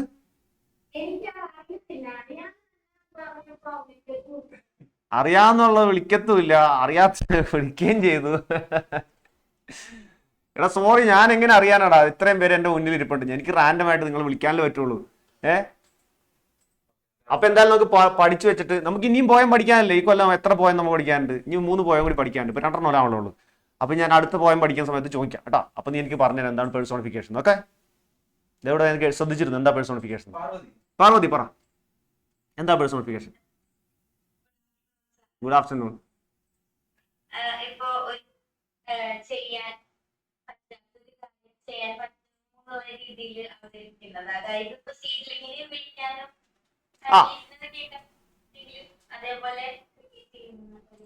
ഓക്കെ, നീ പറഞ്ഞ ഉദാഹരണം കറക്റ്റ്. സീഡ്ലിങ്ങിന് ഒരാളെ വിളിക്കാൻ പറ്റില്ല, അങ്ങനെയുള്ള കഴിവുകൾ സീഡ്ലിങ്ങിന് ഇല്ല. Okay, that's correct. പക്ഷെ നീ ആദ്യം എന്റെ ഡെഫിനിഷൻ ആയിട്ട് പറഞ്ഞ കാര്യം, ചെയ്യാൻ പറ്റാത്ത കാര്യം ചെയ്യാൻ പറ്റും എന്ന് പറയുന്നത് പേഴ്സോണിഫിക്കേഷൻ ആണെന്ന് പറഞ്ഞു കഴിഞ്ഞാൽ അത് കറക്റ്റ് അല്ല. ചെയ്യാൻ പറ്റാത്ത കാര്യം ചെയ്യും എന്ന് പറയുന്നത് പേഴ്സോണിഫിക്കേഷന്റെ ഉദാഹരണമായിട്ട് പറയാൻ പറ്റില്ല. ഇപ്പൊ ഞാനൊരു ആനയെ പിടിച്ച് പൊക്കി എന്ന് പറഞ്ഞു കഴിഞ്ഞാൽ അത് പേഴ്സോണിഫിക്കേഷൻ ആണോ? ചെയ്യാൻ പറ്റാത്ത കാര്യം ചെയ്തു. ഐ ലിഫ്റ്റഡ് ആൻ എലിഫന്റ്, ഞാൻ ഒരു ആനയെ പിടിച്ചാൽ പൊക്കിയെടുത്തു. Okay, is it personification? അല്ല, ശരിയല്ലേ? അപ്പൊ ആ ഡെഫിനിഷൻ അല്ല ഇതിന് വേണ്ടത്. ഇനി ഞാൻ ഈ പറഞ്ഞ സംഭവത്തിനൊരു ഇതുണ്ട്. ഞാൻ ചെയ്യാൻ പറ്റാത്ത കാര്യം ചെയ്തു എന്ന് പറയുന്ന പരിപാടി ഇല്ലടാ. ആനയെ പിടിച്ച് പൊക്കി എന്ന് പറഞ്ഞില്ലേ, അത് ഇതാണ്, ഒരു പോയറ്റിക് ഡിവൈസ് ആണ്. അതിന് വേറൊരു പേരാണ്. ചെയ്യാൻ പറ്റാത്ത കാര്യങ്ങൾ ചെയ്തു എന്ന് പറയുന്നതിന് വേറൊരു പോയറ്റിക് ഡിവൈസ് ആണ്. അതിന്റെ പേര് ഹൈപ്പർബലെ എന്നാണ്. എന്താ പറയാ? ഹൈപ്പർബലെ. കേട്ടാ, ഓർത്ത് വെച്ചോട്ടെ എല്ലാവരും. നമ്മുടെ ഏതെങ്കിലും പോയറ്റിലൊക്കെ വരും കേട്ടോ ഹൈപ്പർബലെ എന്ന് വെച്ച് കഴിഞ്ഞാൽ നമ്മൾ ചെയ്യാൻ പറ്റാത്ത കാര്യം ചെയ്തു എന്ന് പറയുന്നത്, അതാണ് ഹൈപ്പർബലെ. ഡെഫിനിഷൻ പറയുമ്പോൾ ഇങ്ങനെ പറയണം. എന്താന്ന് വെച്ചാൽ ഇല്ലാത്ത ഗുണങ്ങൾ കൊടുക്കുന്നതിനെ നമുക്ക് പേഴ്സോണിഫിക്കേഷൻ പറയാം. പ്രത്യേകിച്ച് അനക്കമില്ലാത്ത മറ്റു വസ്തുക്കൾക്ക്, ജീവനില്ലാത്ത മറ്റു വസ്തുക്കൾക്ക് മനുഷ്യന്റെ ഗുണങ്ങൾ കൊടുക്കുന്നതിനെ നമ്മൾ പേഴ്സോണിഫിക്കേഷൻ എന്ന് പറയാം കേട്ടോ. Giving human attributes to inanimate things or other abstract ideas. ഇപ്പോൾ ജീവനില്ലാത്തൊരു വസ്തു അല്ലെങ്കിൽ വേറൊരു എന്താണ്, ഇപ്പൊ നമ്മൾ മുന്നത്തെ പോയതിലൊക്കെ പഠിച്ചിട്ട് പോലെയൊക്കെ കേട്ടോ. ഇപ്പോൾ നമ്മൾ സ്വപ്നം എന്നെ വന്നു ഉണർത്തി എന്നൊക്കെ പറയും, ചില കവിതകളിലൊക്കെ പറയും. സ്വപ്നം എന്നെ വിളിച്ചു. സ്വപ്നം എന്ന് പറയുന്നത് ഒരു അബ്സ്ട്രാക്ട് പരിപാടിയാണ്. അതായത് നമുക്ക് രൂപമില്ലാത്തൊരു സാധനമല്ല, നമ്മുടെ ഉള്ളിൽ സംഭവിക്കുന്ന ഒരു കാര്യം മാത്രമല്ല സ്വപ്നം എന്ന് പറയുന്നത്, അല്ലാണ്ട് അതൊരു ജീവിയൊന്നുമല്ല. സ്വപ്നം വന്ന് നമ്മളെ വിളിച്ചു എന്ന് പറയുന്നത് അതിന്റെ അർത്ഥം. അപ്പൊ സ്വപ്നത്തിന് നമ്മൾ രൂപം കൊടുത്തു എന്നാണ്, ഒരു മനുഷ്യനെ പോലെ രൂപം കൊടുത്തു എന്നാണ്. അങ്ങനത്തെയൊക്കെ പരിപാടിനെ പറയുന്ന പേരാണ് പേഴ്സോണിഫിക്കേഷൻ. അതെ, ഉദാഹരണം പിടിച്ചോ. ഇവിടെ എന്താ ചെയ്തിരിക്കുന്ന പേഴ്സോണിഫിക്കേഷൻ? നീ പറഞ്ഞ ഉത്തരം കറക്റ്റ്. എന്താണ് personification? So it called its brother stem. തന്റെ സഹോദരനെ വിളിക്കുകയാണ്. ആര്? ഇലക്ക് സഹോദരൻ. അപ്പൊ സഹോദരനെ വിളിക്കടാ പൊന്തിവാ എന്ന് പറഞ്ഞ് വിളിക്കുമ്പോൾ അതൊരു പേഴ്സോണിഫിക്കേഷൻ ആണ്. അതായത് മനുഷ്യനെ പോലെ ആ ഇല പെരുമാറുന്നു, മനുഷ്യന്റെ ഗുണങ്ങൾ ആ ഇലക്കുണ്ട് എന്നാണ് അവിടെ സ്ഥാപിച്ചിരിക്കുന്നത്. പേഴ്സോണിഫിക്കേഷൻ കേട്ടോ. സോ അത് personification. Giving human like qualities ആണ്, ഇത്രേ ഉള്ളൂ. ഗിവിംഗ് ഹ്യൂമൻ ലൈക്ക് ക്വാളിറ്റീസ്, അതാണ് പേഴ്സോണിഫിക്കേഷൻ കേട്ടോ. അങ്ങനെ തന്റെ സഹോദരനായ തണ്ടിനെ മുകളിലേക്ക് വിളിച്ചു. അപ്പൊ 2 ഇലകളും കൂടി വിടർന്നു വന്നു എന്ന് പറഞ്ഞത് കേട്ടോ. അവിടെ വെക്കട്ടെ. Okay.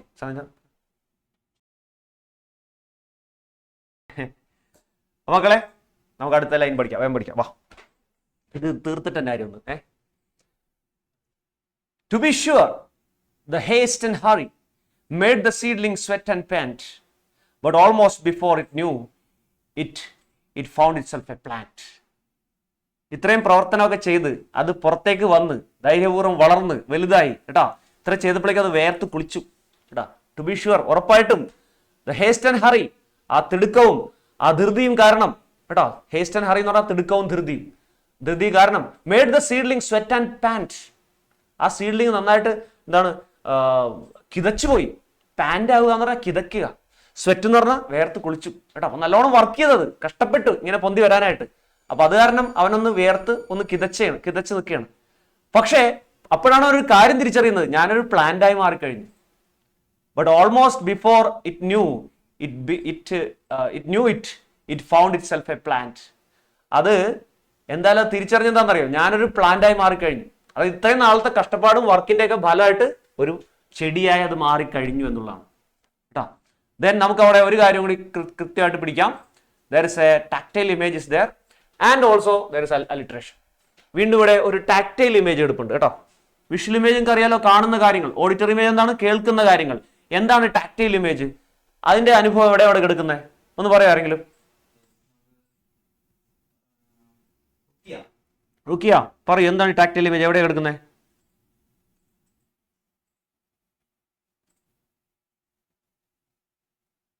What is tactile image? എന്താണ്?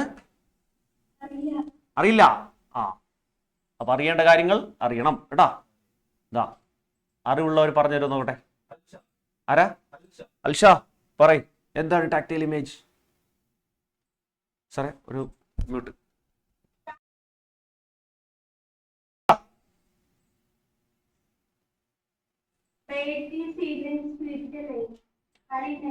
Made the seedling sweat and pant. Tactile എന്ന് പറഞ്ഞാൽ എന്താണ്? What is tactile?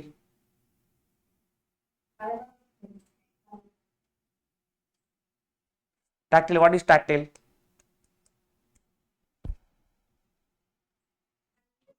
ആഹാ, എല്ലാവരും ഗസ് ചെയ്തിട്ട് കറക്റ്റ് ആൻസറിലോട്ട് എത്തണ്ടല്ലോടാ. ഗസ് ചെയ്തിട്ട് കറക്റ്റ് ആൻസറിലോട്ട് എത്തണ്ട. അപ്പൊ അത് മതി, എക്സാമിന് പാസ്സാവാൻ അത് മതി കേട്ടാ. ഭാഗ്യമാണെങ്കിൽ ഓക്കെ, അത് മതി കേട്ടാ. പക്ഷെ അതല്ല കാര്യം, നമ്മൾക്ക് ജീവിതത്തിൽ നമ്മൾ മുന്നോട്ട് പോകുമ്പോൾ കുറെ കാര്യങ്ങൾ അറിഞ്ഞിരിക്കണ്ടേ, മറ്റുള്ളവർക്കൊക്കെ പറഞ്ഞു കൊടുക്കണ്ടേ. അപ്പൊ നമ്മൾ എന്താണ് അറിയണ്ടേ? അപ്പൊ അദ്ദേഹത്തിലാണ് സംഭവം. ഞാനിപ്പോ ഇങ്ങനെ കാണിച്ചതാണ്, ടച്ച് ചെയ്യുന്ന കാണിച്ചതാണ് കേട്ടാ. നമ്മൾ കാണുന്ന കാര്യങ്ങൾ എന്തെങ്കിലും പോയത്തിൽ പറഞ്ഞിട്ടുണ്ടെങ്കിൽ ദാറ്റ് ഈസ് വിഷ്വൽ ഇമേജ്. നമ്മൾ കേൾക്കുന്ന കാര്യങ്ങൾ എന്തെങ്കിലും പോയത്തിൽ പറഞ്ഞിട്ടുണ്ടെങ്കിൽ ദാറ്റ് ഈസ് ഓഡിറ്ററി ഇമേജ്. നമ്മൾ ടച്ച് ചെയ്ത് ഫീൽ ചെയ്യുന്ന അല്ലെങ്കിൽ നമ്മുടെ സ്കിന്നിൽ ഫീൽ ചെയ്യുന്ന ചൂട്, തണുപ്പ്, ടച്ച് കേട്ടോ, ഇതൊക്കെ എന്താണ്? Tactile image. അപ്പോൾ ഇവിടെ നമ്മൾ ടച്ച് ചെയ്ത് ഫീൽ ചെയ്യുന്ന കാര്യം ഏതാ പറഞ്ഞത്? അത് പറഞ്ഞ കറക്റ്റ് ആണ്. ഏതാണ്? സ്വെറ്റ്, വിയർക്കുന്നത്. നമുക്ക് തൊലിപ്പുറത്ത് ഫീൽ ചെയ്യുന്ന കാര്യമല്ലേ വിയർക്കുന്നത്. സോ സ്വെറ്റ് എന്ന് പറഞ്ഞ ടാക്ടൈൽ ഇമേജ് ആണ് കേട്ടോ. അപ്പൊ നമുക്ക് എക്സാമ്പിൾ ആയിട്ട് എഴുതാം. പിന്നെ അലിട്രേഷൻ അതിനകത്ത് അലിട്രേഷൻ അല്ല, എന്താണ് പറയൂ. Good afternoon. 2 അലിട്രേഷൻ ഉണ്ട് ഇതിനകത്ത്. ഈ ഭാഗത്ത് 2 അലിട്രേഷൻ ഉണ്ട്. പറ. Seedling sweat alliteration. Okay. Heist and hurry alliteration. അടിപൊളി, കലക്കണം. അത് മതി കേട്ടോ. ഹേസ്റ്റ് ആൻഡ് ഹറി രണ്ടും എച്ച് കണ്ട, ഹേ എന്നാ തുടങ്ങിയിരിക്കുന്നത്. സീഡ്ലിങ്സ് സ്വെറ്റും രണ്ടും എസ്സിലാണ്, എസ് രണ്ടും ഡിഫറെന്റ് വേർഡും ആണ് കേട്ടോ. അപ്പൊ അതുകൊണ്ട് അവിടെ രണ്ടിടത്തും നമുക്ക് അലിട്രേഷൻ പിടിക്കാം. ഓക്കെ, ഇതാണ് അതിന്റെ ആൻസർ. ടാക്ടൈൽ ഇമേജ് എന്താണ്? Sweat and pant. അലിട്രേഷൻ എന്താണ്? Seedlings sweat. മറ്റേ ഹേസ്റ്റ് ആൻഡ് ഹറി ഞാൻ ഇവിടെ എഴുതിയിട്ടില്ല, പക്ഷെ അതിനും പറഞ്ഞു എക്സ്ട്രാ കേട്ടോ. ഗുഡ്. അപ്പൊ നമുക്ക് മക്കളെ ഇതിന്റെ അടുത്ത വരിയിലേക്ക് പോവാം. അപ്പൊ ഇതിങ്ങനെ പൊന്തി വന്ന് ചെടിയായി.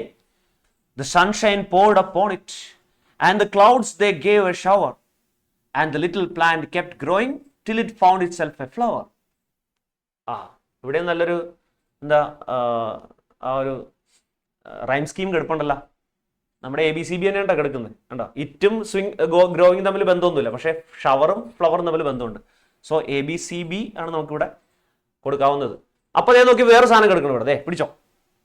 ഇത്രയും പറഞ്ഞാല് സൺഷൈൻ ധാരാളമായിട്ട് അതിലേക്ക് അതിന്റെ വെളിച്ചം ചൊരിഞ്ഞു കൊടുത്തു. പോറിയാന്ന് പറഞ്ഞാൽ ചൊരിയുക. സൺഷൈൻ, സൂര്യൻ അതിന്റെ പ്രകാശം നന്നായിട്ട് ചൊരിഞ്ഞു കൊടുത്തു. And the clouds they gave A shower. ആ മഴമേഘങ്ങൾ നന്നായിട്ട് മഴയും പെയ്തു കൊടുത്തു ഈ സാധനത്തും കേട്ടോ, ഈ ചെടിക്ക്. അപ്പൊ അപ്പൊ എല്ലാവരും ഈ ചെടിക്ക് വേണ്ടി എല്ലാ കാര്യങ്ങളും എല്ലാവരും കൊടുത്തു എന്നാ പറയുന്നത് കേട്ടാ. And the little plant kept growing. ആ പ്ലാന്റ് ഇങ്ങനെ വളർന്ന് വളർന്ന് വലുതായി. Till it found it self A flower. അപ്പോഴാണ് അതൊരു ഫ്ലവർ ആയി മാറിയത്. ഏറ്റവും മുകളിലൊരു ഫ്ലവർ വിരിഞ്ഞു വന്നു. അതാണ് ഏറ്റവും പരിപൂർണമായ അവസ്ഥയിൽ. ഒരു ചെടിയുടെ ഏറ്റവും ഉയർന്ന അവസ്ഥ എന്ന് വെച്ചാൽ ഏറ്റവും നല്ല ഫ്ലവർ കൊടുക്കുക, പ്രൊവൈഡ് ചെയ്യുക എന്നുള്ളതാണ് കേട്ടോ. അപ്പൊ അതുവരെ എത്തിയ ചെടി. അപ്പോഴാണ് ദേ പിടിച്ചു അടുത്ത പോയിറ്റീവ് ഡിവൈസ് പിടിച്ചു. എന്താണ്? One more poetic device that's called anaphora. വളരെ ബ്യൂട്ടിഫുൾ ആണ്. പേരെ കേൾക്കാൻ നല്ല രസമുണ്ട്. പെൺകുട്ടികൾക്കൊക്കെ ഇടാൻ പറ്റിയ പേരാണ് അനഫോറ. എസ്ര പറഞ്ഞു. എസ്ര സൗണ്ട് ഇല്ല. നേരത്തെ കേട്ടെ എസ്ര സൗണ്ട് ഇല്ലേ? ആ കേക്കടാ പറഞ്ഞു.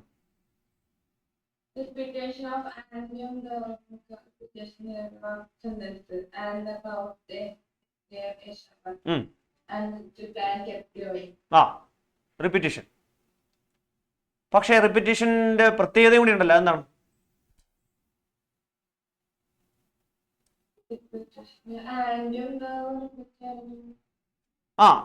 മീൻസ് ആൻഡ് എന്ന് പറയുന്ന വാക്ക് ഇതിനകത്ത് പല സ്ഥലത്ത് റിപ്പീറ്റ് ചെയ്യുന്നുണ്ട്.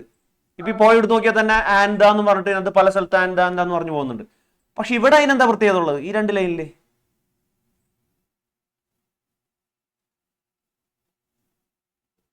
Answer correct, definition unknown. നേരത്തെ പോലെ തന്നെ അല്ല, ഞാൻ പറയട്ടെ, ഡെഫിനിഷൻ പറയാൻ ബുദ്ധിമുട്ടുണ്ടാവണം. കാരണം ഡെഫിനിഷൻ എന്ന് പറഞ്ഞാൽ നമ്മൾ സാധനം എങ്ങനെയാണ് ഉണ്ടായെന്ന് കറക്റ്റ് ആയിട്ട് പറഞ്ഞിരുന്ന സയന്റിഫിക് രീതിയിലൊക്കെ പറഞ്ഞിരുന്ന രീതിയാണ്. അത് അറിയണമെന്നില്ല. നമ്മുടെ ഉള്ളിൽ ആൻസർ ഉണ്ടായാൽ മതി ശരിക്കും പറഞ്ഞു കഴിഞ്ഞാൽ. പക്ഷേ ഞാൻ ഈ പറഞ്ഞ വേറൊന്നുമല്ല, നിങ്ങൾ മറ്റൊരാളോട് പറഞ്ഞു കൊടുക്കാം. എനിക്ക് എൻ്റെ ആഗ്രഹം അതാണ്. നിങ്ങളൊരു കാര്യം പഠിക്കണമെങ്കിൽ അറിയാത്ത ഒരാൾക്ക് നിങ്ങൾക്ക് പറഞ്ഞു കൊടുക്കാൻ പറ്റണം. അതാണ് ശരിക്കുള്ള പഠിത്തം എന്ന് പറയുന്നത്, അല്ലേ? അല്ലാതെ നിങ്ങൾ എന്തെങ്കിലുമൊക്കെ അറിഞ്ഞിരുന്നിട്ട് ഒരാളോട് പറയുമ്പോൾ ബുദ്ധിമുട്ടി പറയണ്ടേ? അല്ലാതെ നിങ്ങൾക്ക് മറ്റൊരാളോട് നിങ്ങളുടെ ഉള്ളിലുള്ള അറിവ് മറ്റൊരാൾക്ക് കൃത്യമായിട്ട് പറഞ്ഞു കൊടുക്കാൻ പറ്റുമ്പോഴാണ് അത് അടിപൊളിയായിട്ടുള്ള അറിവാണ്. അതാണ് ഞാൻ ഡെഫിനിഷൻ പിന്നെ ചോദിച്ചത് കേട്ടാ. ഓക്കെ, അപ്പൊ എന്താണ് ഇവിടുത്തെ പ്രത്യേകത എന്ന് പറഞ്ഞു കഴിഞ്ഞാല് ആൻഡ് ദ. ആർക്കെങ്കിലും പറയാൻ പറ്റുമോ? നെഹിയനെ പറയാൻ പറ്റുമോ?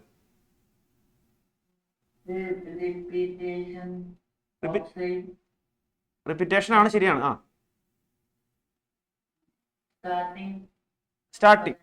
Starting of A line. Okay, അത്രയും കിട്ടി. ഇനി എന്താണ് പ്രത്യേകത?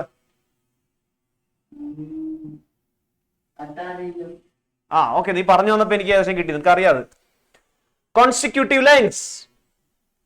എന്താണ് കോൺസിക്യൂട്ടീവ് ലൈൻസ്? ദാറ്റ് മീൻസ് തൊട്ടടുത്തുള്ള വരികൾ. അതാണ് അതിനകത്ത് ഡെഫിനിഷൻ ട്ടാ. If A word or A phrase, ഒരു വേർഡോ അല്ലെങ്കിൽ വേർഡിന്റെ കൂട്ടമോ കോൺസിക്യൂട്ടീവ് ലൈൻസിന്റെ തുടക്കത്തിലുണ്ടെങ്കിൽ, അതായത് അടുത്തടുത്ത് കിടക്കുന്ന വരികളുടെ തുടക്കത്തിൽ റിപ്പീറ്റ് ചെയ്യുന്നുണ്ടെങ്കിൽ ദാറ്റ് ഈസ് കോൾഡ് അനഫോറ. കിട്ടിയോ? അടുത്തടുത്ത് കിടക്കുന്ന വരികളുടെ തുടക്കത്തിലെ വേർഡോ അല്ലെങ്കിൽ ഫ്രേസോ റിപ്പീറ്റ് ചെയ്യുന്നതിന് അനഫോറ എന്ന് പറയും. അതാണ് ഇവിടെ കണ്ടത്. ആൻഡ് ദ, ബാക്കി എല്ലായിടത്തും പല സ്ഥലത്ത് ആൻഡ് ദ കിടപ്പുണ്ട്. അത് റിപ്പീറ്റേഷൻ ആണ്. പക്ഷെ അതൊന്നും അനഫോറ അല്ല. അനഫോറ ആവണമെങ്കിൽ എന്ത് ചെയ്യണം? അടുത്തടുത്ത ലൈനിലാണ് റിപ്പീറ്റ് ചെയ്യേണ്ടത്. അപ്പൊ ഇവിടെ തൊട്ടടുത്ത ലൈനിൽ റിപ്പീറ്റ് ചെയ്തിട്ടുണ്ട്. ആൻഡ് ദ എന്ന് പറഞ്ഞ് തുടങ്ങിയിട്ട് അടുത്ത ലൈൻ തുടങ്ങിയിരിക്കുന്നത് ആൻഡ് ദ എന്നാണ്. കണ്ടോ? അപ്പൊ ദാറ്റ് ഈസ് കോൾഡ് അനഫോറ. അപ്പൊ നമുക്ക് അനഫോറയുടെ example and the clouds they grey and the little plant kept growing. കേട്ടോ, repetition of and the at the beginning of consecutive lines. കേട്ടോ, കോൺസിക്യൂട്ടീവ് ലൈൻസ് പറഞ്ഞാൽ അടുത്തടുത്തിരുന്ന ലൈൻസ്. ഓക്കെ, ഇനി നമുക്ക് ലാസ്റ്റ് പാർട്ടിലേക്ക് പോവാം. അപ്പൊ ഇങ്ങനെ ഇവൻ വളർന്ന് വലിയ ചെടിയായി. അപ്പൊ ഈ പോയിന്റ് നമ്മളോട് പറഞ്ഞിരുന്ന ഇത്രയുള്ളടാ, നമ്മൾക്ക് ഒരുപാട് ബുദ്ധിമുട്ടുകൾ, കഷ്ടപ്പാടുകൾ, നമ്മളെ എതിർക്കുന്ന, നമ്മളെ അടിച്ചിരുത്തുന്ന പല കാര്യങ്ങളും നമ്മുടെ ചുറ്റും ഉണ്ടാവും കേട്ടോ. പക്ഷെ ഇതിലെല്ലാം തരണം ചെയ്ത് നമ്മൾ വളർന്ന് ഒരു വലിയ പൂവായി മാറണം, അല്ലെങ്കിൽ നമ്മളൊരു നല്ലൊരു മനുഷ്യനായി മാറണം എന്നാണ് നമ്മുടെ ഈ പോയിന്റ് നമ്മളോട് പറഞ്ഞു തരുന്നത് കേട്ടോ. അതൊരു ചെടിയുടെ ഉദാഹരണമാക്കി നമുക്ക് തരയാണ്. ഒരു ചെടി കഷ്ടപ്പെട്ട് വളർന്നതിന് മണ്ണിൽ നിന്ന് പൊന്തി വരുന്നില്ലേ, അതേപോലെ വളർന്നു വന്നോന്നാ പറയുന്നത് കേട്ടോ. അപ്പൊ അതാണ് ഈ പറഞ്ഞ ലാസ്റ്റിന്റെ മോറലായിട്ട് എൻ്റെ ഒരു എന്താണ് മോട്ടിവേഷൻ ആയിട്ട് നമുക്ക് പറഞ്ഞിരുന്നത്. ലിറ്റിൽ ഫോക്സ് ഉണ്ട്, കുട്ടികളോടാ പറയുന്നത്. കുട്ടികളെ, little Fox be like the seedling. ആ വിത്തിനെ പോലെ അല്ലെങ്കിൽ വിത്തിൽ നിന്ന് വരുന്ന ആ മുകളത്തെ പോലെ ആകൂ. Always do the best you can. നിങ്ങൾക്ക് ചെയ്യാൻ കഴിയുന്നതിന്റെ പരമാവധി ചെയ്യൂ, മാക്സിമം പിടിച്ചെടുക്കൂ. Every child must share life's labour just as well as every man. എല്ലാ കുട്ടികളായിക്കോട്ടെ, നിങ്ങൾ മാറിയിരിക്കല്ലേ വേണ്ട. നിങ്ങൾ ജീവിതത്തിൽ ചെയ്യാനുള്ള പണികളൊക്കെ ചെയ്യണം കേട്ടോ. ജീവിതത്തിൽ നിങ്ങൾക്ക് ചെയ്യാൻ പറ്റുന്ന എല്ലാ പണികളും, അതായത് ലൈഫ് ലേബർ, ജീവിതത്തിലെ വളർന്നു വരുന്ന സമയത്ത് നിങ്ങൾ ചെയ്യാൻ പറ്റുന്ന എല്ലാ കാര്യങ്ങളും നിങ്ങൾ ചെയ്യണം. Just as well as every man. എല്ലാ ആൾക്കാരും ചെയ്യുന്ന പോലെ തന്നെ, വലിയ ആൾക്കാർ ചെയ്യുന്ന പോലെയുള്ള പറ്റാവുന്ന കാര്യങ്ങളൊക്കെ നിങ്ങളും ചെയ്യണം കേട്ടോ. അപ്പോൾ നമുക്ക് അലിട്രേഷൻ അവിടെ ഉണ്ട്. എടാ ഞാൻ വീണ്ടും അലിട്രേഷൻ പറഞ്ഞ് ബോറടിപ്പിക്കണില്ല. അലിട്രേഷൻ നിങ്ങൾക്ക് അറിയാം, 2 പ്രാവശ്യം പറഞ്ഞു കഴിഞ്ഞു. അവിടെ ലിറ്റിൽ ഫോക്സ് ബി ലൈക്ക് എന്നുള്ളടത്ത് അലിട്രേഷൻ എടുപ്പുണ്ട് കേട്ടോ. ലിറ്റിൽ ഫോക്സ് ബി ലൈക്ക്, അവിടെ ലിറ്റിലും ലൈക്കും ഏകദേശം അടുത്ത് കിടക്കുന്നത്, അറ്റത്തരത്തല്ല എടുക്കുന്നത്, 2 ഭാഗങ്ങൾ അതിൻ്റെ ഉള്ളിലുള്ളൂ. അപ്പോൾ ലിറ്റിലും ലൈക്കും അലിട്രേഷൻ എക്സാമ്പിൾ ആണ്. പിന്നൊന്നുമില്ല, പിന്നെ അതിൻ്റെ ലാസ്റ്റ് വരികളാണ് കേട്ടോ. പോയറ്റിക് ഡിവൈസ് കാരണം പോയ പോലെ മാറ്റം ഉണ്ടെന്നാ സാർ? ഈ പോയറ്റിക് ഡിവൈസ് കാരണം പോയറ്റിക് വല്ല മാറ്റമുണ്ടോ? എനിക്ക് മനസ്സിലായില്ല എന്താ ഉദ്ദേശിച്ചത്. മുഹമ്മദ് സൽമാനെ എനിക്കൊരു മെസ്സേജ് അയക്കണം, പോയറ്റിക് ഡിവൈസ് കാരണം പോയത്തിൽ വല്ല മാറ്റം ഉണ്ടോ എന്ന്. സാർ വല്ല മനസ്സിലായ? ഇല്ല. ഓക്കെ എടാ, ഒന്നും കൂടി റിപ്പീറ്റ് ക്വസ്റ്റ്യൻ അടിക്കുക, എന്താണ് ഉദ്ദേശിച്ചത് കേട്ടോ. അപ്പോൾ നമുക്ക് ഇതിന്റെ അവസാനത്തെ വരിയിലേക്ക് പോവാം. ലാസ്റ്റിന്റെ ഇതിൽ പറയുന്നതാണ്, and the sun and showers will help you through the lonesome struggling hours till you raise to light and beauty virtue's fair and fading flowers. ആഹാ, എത്ര മനോഹരമായിട്ട് കവിത അവസാനിപ്പിച്ചെന്നറിയോ? പറയാണ്, നിങ്ങൾ ഉയർന്നു വരാൻ ആഗ്രഹിക്കുന്നുണ്ടെങ്കിൽ മക്കളെ, സൂര്യനും മഴയും നിങ്ങളെ അനുഗ്രഹിക്കും, അവർ നിങ്ങളെ ഹെൽപ്പ് ചെയ്യും. സൂര്യനും മഴ എന്ന് പറയുന്നത് നമ്മളെ നന്നാക്കുന്ന സാഹചര്യങ്ങൾ ഒരുപാട് നമ്മളിലേക്ക് ചൊരിഞ്ഞു തരും കേട്ടോ. അപ്പോൾ ദൈവം എന്ന് പറയാൻ നോക്കുവാണെങ്കിൽ ദൈവം നമ്മളിലേക്ക് ചൊരിഞ്ഞു തരും കേട്ടോ. നിങ്ങൾ പൗലോ കൊയ്ലോന്റെ ഒരു പ്രധാന ഒരു ഡയലോഗ് ഉണ്ട് കേട്ടോ, ആൽക്കമിസ്റ്റ് എന്ന് പറയുന്ന ഒരു സ്റ്റോറി ഉണ്ട് അദ്ദേഹത്തിന്റെ. അതിനകത്ത് പറയുന്നതാണ്, നിങ്ങൾ അതീവ തീവ്രമായിട്ടൊരു കാര്യം ആഗ്രഹിച്ച് അതിനുവേണ്ടി പരിശ്രമിക്കുകയാണെങ്കിൽ ഈ ലോകം തന്നെ നിങ്ങളുടെ കൂടെ നിൽക്കും അതിലേക്ക് എത്തിക്കാനായിട്ട്. നിങ്ങളെ എത്തിക്കാനായിട്ട് ഈ ലോകം നിങ്ങളുടെ കൂടെ നിൽക്കും. പക്ഷെ എന്ത് ചെയ്യണം? ഭയങ്കര തീവ്രമായിട്ട് ആഗ്രഹം ഉണ്ടാവണം, അതിനുവേണ്ടി വർക്ക് ഇടണം. പിന്നെ ബാക്കി ഈ ലോകം നിങ്ങൾക്ക് വേണ്ടി റെഡിയാവും കേട്ടോ. അതൊരു സത്യമായിട്ടുള്ള കാര്യമാണ്, യൂണിവേഴ്സൽ ലോ ആണത്. അപ്പം എന്ന പോലെ പറയാണ്, നിങ്ങൾ അങ്ങനെ ചെയ്യുകയാണെങ്കിൽ and the sun and showers will help you. സൂര്യനും നക്ഷത്രമല്ല, സൂര്യനും മഴയും എല്ലാം നിങ്ങളെ അതിനുവേണ്ടി ഹെൽപ്പ് ചെയ്യും. അതായത് ഈ ചെടിയുടെ ഉദാഹരണം വെച്ച് പറയുമ്പോഴാണ് സൂര്യൻ മഴ എന്നൊക്കെ പറയുന്നത്. ബാക്കിയുള്ള നിങ്ങൾക്ക് വളരാനുള്ള സാഹചര്യം ഉദ്ദേശിക്കുന്നത് കേട്ടോ. Through the lonesome struggling hours. Lonesome എന്താണ്? നിങ്ങൾ ഒറ്റക്കായി പോകുന്ന സമയത്തും നിങ്ങൾ കഷ്ടപ്പെടുന്ന സമയത്തും. ലോൺസം എന്ന് പറഞ്ഞാൽ നിങ്ങൾ ഒറ്റക്കായി പോകുന്ന സമയത്ത്, സ്ട്രഗ്ലിംഗ് എന്ന് പറഞ്ഞാൽ നിങ്ങൾ കഷ്ടപ്പെടുന്ന സമയത്ത്. Till you rise to light and beauty. എവിടെ എത്തുന്നവരെ?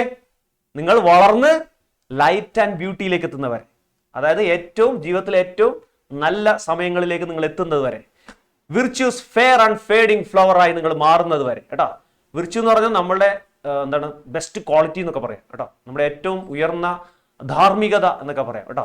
സദ്വൃത്തി അല്ലെങ്കിൽ ധാർമ്മികത എന്ന അവസ്ഥയിലുള്ള ഫെയർ ആൻഡ് ഫേഡിങ് ഫ്ലവർ ആയി നിങ്ങൾ മാറുന്നത് വരെ. വളരെ നല്ല, ഒരിക്കലും മാഞ്ഞു പോവാത്ത അല്ലെങ്കിൽ ഒരിക്കലും വാടിപ്പോവാത്ത ഫ്ലവറായി നിങ്ങൾ മാറുന്നത് വരെ മക്കളെ നിങ്ങളുടെ കൂടെ ഈ പ്രപഞ്ചം മുഴുവനും ഉണ്ടാവും എന്ന് പറഞ്ഞു തന്നുകൊണ്ടാണ് ഇദ്ദേഹം ഈ കവിത അവസാനിപ്പിക്കുന്നത് കേട്ടോ.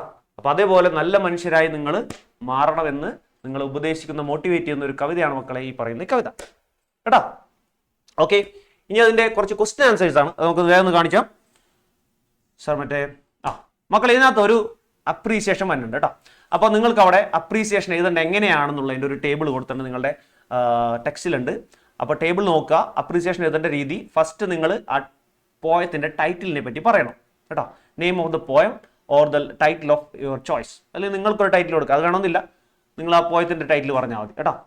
ഇനി രണ്ടാമത്തെ ഇൻട്രൊഡക്ഷൻ ആണ്. ഇൻട്രൊഡക്ഷനിൽ നിങ്ങൾ ചെയ്യേണ്ടത് introduce the author and the theme of the poem in general. അതായത് ഈ ഓതറിനെ പറ്റി, ആരാണ് പോൾ ലോറൻസ് ഡൺബാർ എന്നുള്ള പോയറ്റിനെ പറ്റി, അതുപോലെ ഇതിനകത്തുള്ള തീം എന്താണ്. ഇറ്റ്സ് ലൈക്ക് എന്താ പറയുക, നമ്മളൊരു ഇൻസ്പിറേഷണൽ പോയം അല്ലെങ്കിൽ ഒരു മോട്ടിവേഷണൽ പോയം എന്നൊക്കെ പറഞ്ഞിട്ട് അതിനെപ്പറ്റി ഒരു തീം കൊടുക്കാം. പിന്നെ മൂന്നാമത് നിങ്ങൾ ചെയ്യേണ്ടത്, തീം എന്ന് പറഞ്ഞിട്ട് എഴുതിയിരിക്കുന്ന വേറെ ഒന്നുമല്ല, ആ പോയത്തിന്റെ പാരാഫ്രൈസിംഗ് ആണ്. അതായത് പോയത്തിലെ വരികളുടെ അർത്ഥം, അതെങ്ങനെ ഇന്റർപ്രിട്ടേഷൻ ഓഫ് ദ തീം, അതായത് ആ പോയത്തിൽ ഉപയോഗിച്ചിരുന്ന കംപ്ലീറ്റ് കാര്യങ്ങളെ അർത്ഥവത്തായിട്ട് എഴുതി കൂട്ടുന്നതിനെയാണ് ഈ മൂന്നാമത്തെ തീം ഉദ്ദേശിച്ചത്. നാലാമത്തെ കാര്യം നിങ്ങൾ ചെയ്യേണ്ടത് പോയറ്റിക് ഡിവൈസ് ആണ്. അതിനകത്ത് ഉപയോഗിച്ചത് നമ്മൾ പറഞ്ഞ പോയറ്റിക് ഡിവൈസ് ഒക്കെ ഇല്ലേ, അതൊക്കെ നേരത്തെ പിടിച്ച് അതിന്റെ ഉദാഹരണം അടക്കം എഴുതണം. അതാണ് നാലാമത്തെ കാര്യം. അഞ്ചാമത് നിങ്ങൾ ഒരു കൺക്ലൂഷൻ കൊടുക്കണം കേട്ടോ. ആ പോയത്തിന്റെ കൺക്ലൂഷൻ, ഒരു ലാസ്റ്റ് ഒരു കൺക്ലൂഡിംഗ് ആയിട്ടുള്ള ഒരു സെന്റൻസ് എഴുതി അവസാനിപ്പിക്കണം. ഇതാണ് ഞാൻ നിങ്ങൾക്ക് ഒരു അപ്രീസിയേഷൻ തന്നിട്ടുള്ളത് അതിനകത്ത് കേട്ടോ. അപ്രീസിയേഷൻ കൂടാതെ ഒരു 3-4 ക്വസ്റ്റ്യൻ ആൻസർ തന്നിട്ടുണ്ട്. ആ ക്വസ്റ്റ്യൻ ആൻസർ എന്തായാലും പഠിക്കണം. പക്ഷെ അത് തന്നെ വരുമെന്ന് പ്രതീക്ഷിക്കരുത്, വേറെയും ക്വസ്റ്റ്യൻസ് പ്രതീക്ഷിക്കാം കേട്ടോ ഞാൻ കേട്ടോ. ഓക്കെ, ക്വസ്റ്റ്യൻ ആൻസർ ഇതെല്ലാമാണ്. നോക്കിക്കേ, വേഗം നോക്കാം, പിടിച്ചോ. What triggered the seedlings work of life. അവന്റെ വർക്ക് തുടങ്ങാൻ അവനെ ട്രിഗർ ചെയ്ത കാര്യം എന്താണ് കേട്ടോ. അവനൊരു ട്രിഗർ കിട്ടിയ പോലെ എന്താണ് കിട്ടിയത്. Seedlings work of life began when it decided to do its best even though it was small and weak. അപ്പൊ അതിൻ്റെ ഉള്ളിലൊരു ആഗ്രഹം വന്നില്ലേ, ഏറ്റവും ബെസ്റ്റ് ചെയ്യണമെന്നുള്ളത്. അതാണ് അവന്റെ തുടക്കം. കേട്ടോ. അവൻ്റെ ഉള്ളിൽ വന്ന ആഗ്രഹമാണ് അവൻ്റെ തുടക്കം കേട്ടോ. അപ്പോൾ അതിൻ്റെ പരമാവധി ചെയ്യാൻ തീരുമാനിച്ചു. ദെൻ അടുത്ത ചോദ്യം, what is inspiring about the seedlings attitude to life? അവൻ്റെ ലൈഫിനോടുള്ള ആറ്റിറ്റ്യൂഡ് എങ്ങനെയാണ് ഇൻസ്പയറിംഗ് ആവുന്നത്, എങ്ങനെയാണ് പ്രചോദനം നൽകുന്നത് എന്ന് ചോദിച്ചാൽ സാറേ കുറച്ച് മുകളിൽ മക്കൾ നോക്കി. Seedlings attitude inspiring because it keeps trying to grow no matter how tough the conditions are. കേട്ടോ, എത്ര ടഫ് കണ്ടീഷൻ വന്നാലും ഇവൻ വളരും മുകളിലേക്ക് കേട്ടോ. നിങ്ങൾ കണ്ടിട്ടില്ലേ, പാറപ്പുറത്ത് പോലും ആല് മുളച്ച് വരുന്നുണ്ട്. നമ്മുടെ വീടിൻ്റെയൊക്കെ പുറത്ത് ഇത്തിരി വിള്ളലുണ്ടെങ്കിൽ അവിടെ ഒരു കാക്ക കാഷ്ടിച്ചിട്ടുണ്ടെങ്കിൽ അതിനകത്ത് നിന്ന് ആല് മുളച്ച് വരും. അവൻ വിചാരിക്കുന്നുണ്ടോ അവിടെ വലിയൊരു ആലായി മാറാൻ പറ്റുമെന്ന്? അവൻ്റെ ഉള്ളിലുണ്ട് അങ്ങനെ ആവാൻ പറ്റുമെന്ന്. പക്ഷേ നമ്മളതിനെ പറിച്ചു കളയും അല്ലേ. പറിച്ചു കളയാമെന്ന് അറിഞ്ഞിട്ട് ആരെങ്കിലും അവിടെ വളരണ്ടാന്ന് തീരുമാനിക്കുമോ? പാറയുടെ മുകളിൽ വളർന്നു കഴിഞ്ഞാൽ ആലാവില്ല, ഒന്നും ആവില്ല. പക്ഷേ അങ്ങനെ ആവില്ല എന്ന് വിചാരിച്ചിട്ടും അവിടെ ആല് വളരാണ്ടിരിക്കുമോ? അവൻ വളർന്നു വരും കേട്ടോ. പറ്റുമെങ്കിൽ പാറനെ പൊളിച്ചിട്ട് അവൻ ആലായിട്ട് മാറും. അതാണ് അവൻ്റെ കഴിവ്, ജീവിക്കാനും വളരാനുള്ള കഴിവ് കേട്ടോ. അപ്പൊ അതാണ് പറയുന്നത്, ജീവിതത്തോടുള്ള തൈയുടെ മനോഭാവത്തിൽ പ്രചോദനം നൽകുന്നത് എന്താണെന്ന് വെച്ച് കഴിഞ്ഞാൽ the seedlings attitude to inspiring because it keeps trying to grow no matter how tough the conditions are. എന്ത് ടഫ് കണ്ടീഷൻ വന്നാലും ഞാൻ വളരും എന്നാ പറയുന്നത് കേട്ടോ. അതാണ് നമുക്ക് ഇൻസ്പയർ ചെയ്യേണ്ട ആറ്റിറ്റ്യൂഡ്. ദെൻ മൂന്നാമത്തെ ചോദ്യം, why was the seedling in a hurry to come out of the earth?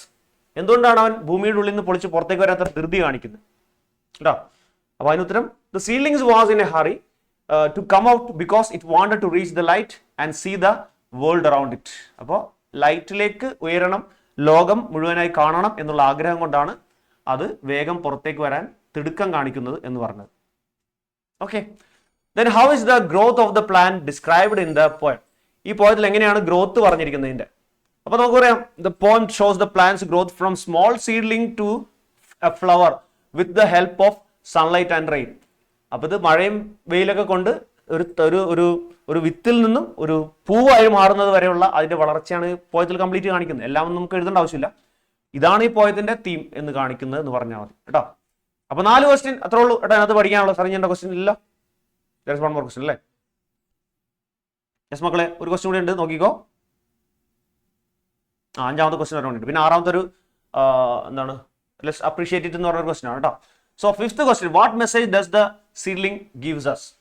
ആ സീഡ്ലിംഗ് നമുക്ക് എന്ത് സന്ദേശമാണ് തരുന്നത് വെച്ചാൽ, the seedlings teaches us to always do our best and keep growing even in tough times. അപ്പൊ നമ്മൾ ഏറ്റവും ബെസ്റ്റ് കൊടുക്കുക, വളരുക, എന്തായാലും വളരുക, എന്ത് വന്നാലും മുകളിലേക്ക് തന്നെ വളരുക, ഏത് കഷ്ടകാലത്തും ടഫ് ടൈംസിലും വളരുക എന്നുള്ള സന്ദേശമാണ് തരുന്നത് കേട്ടോ.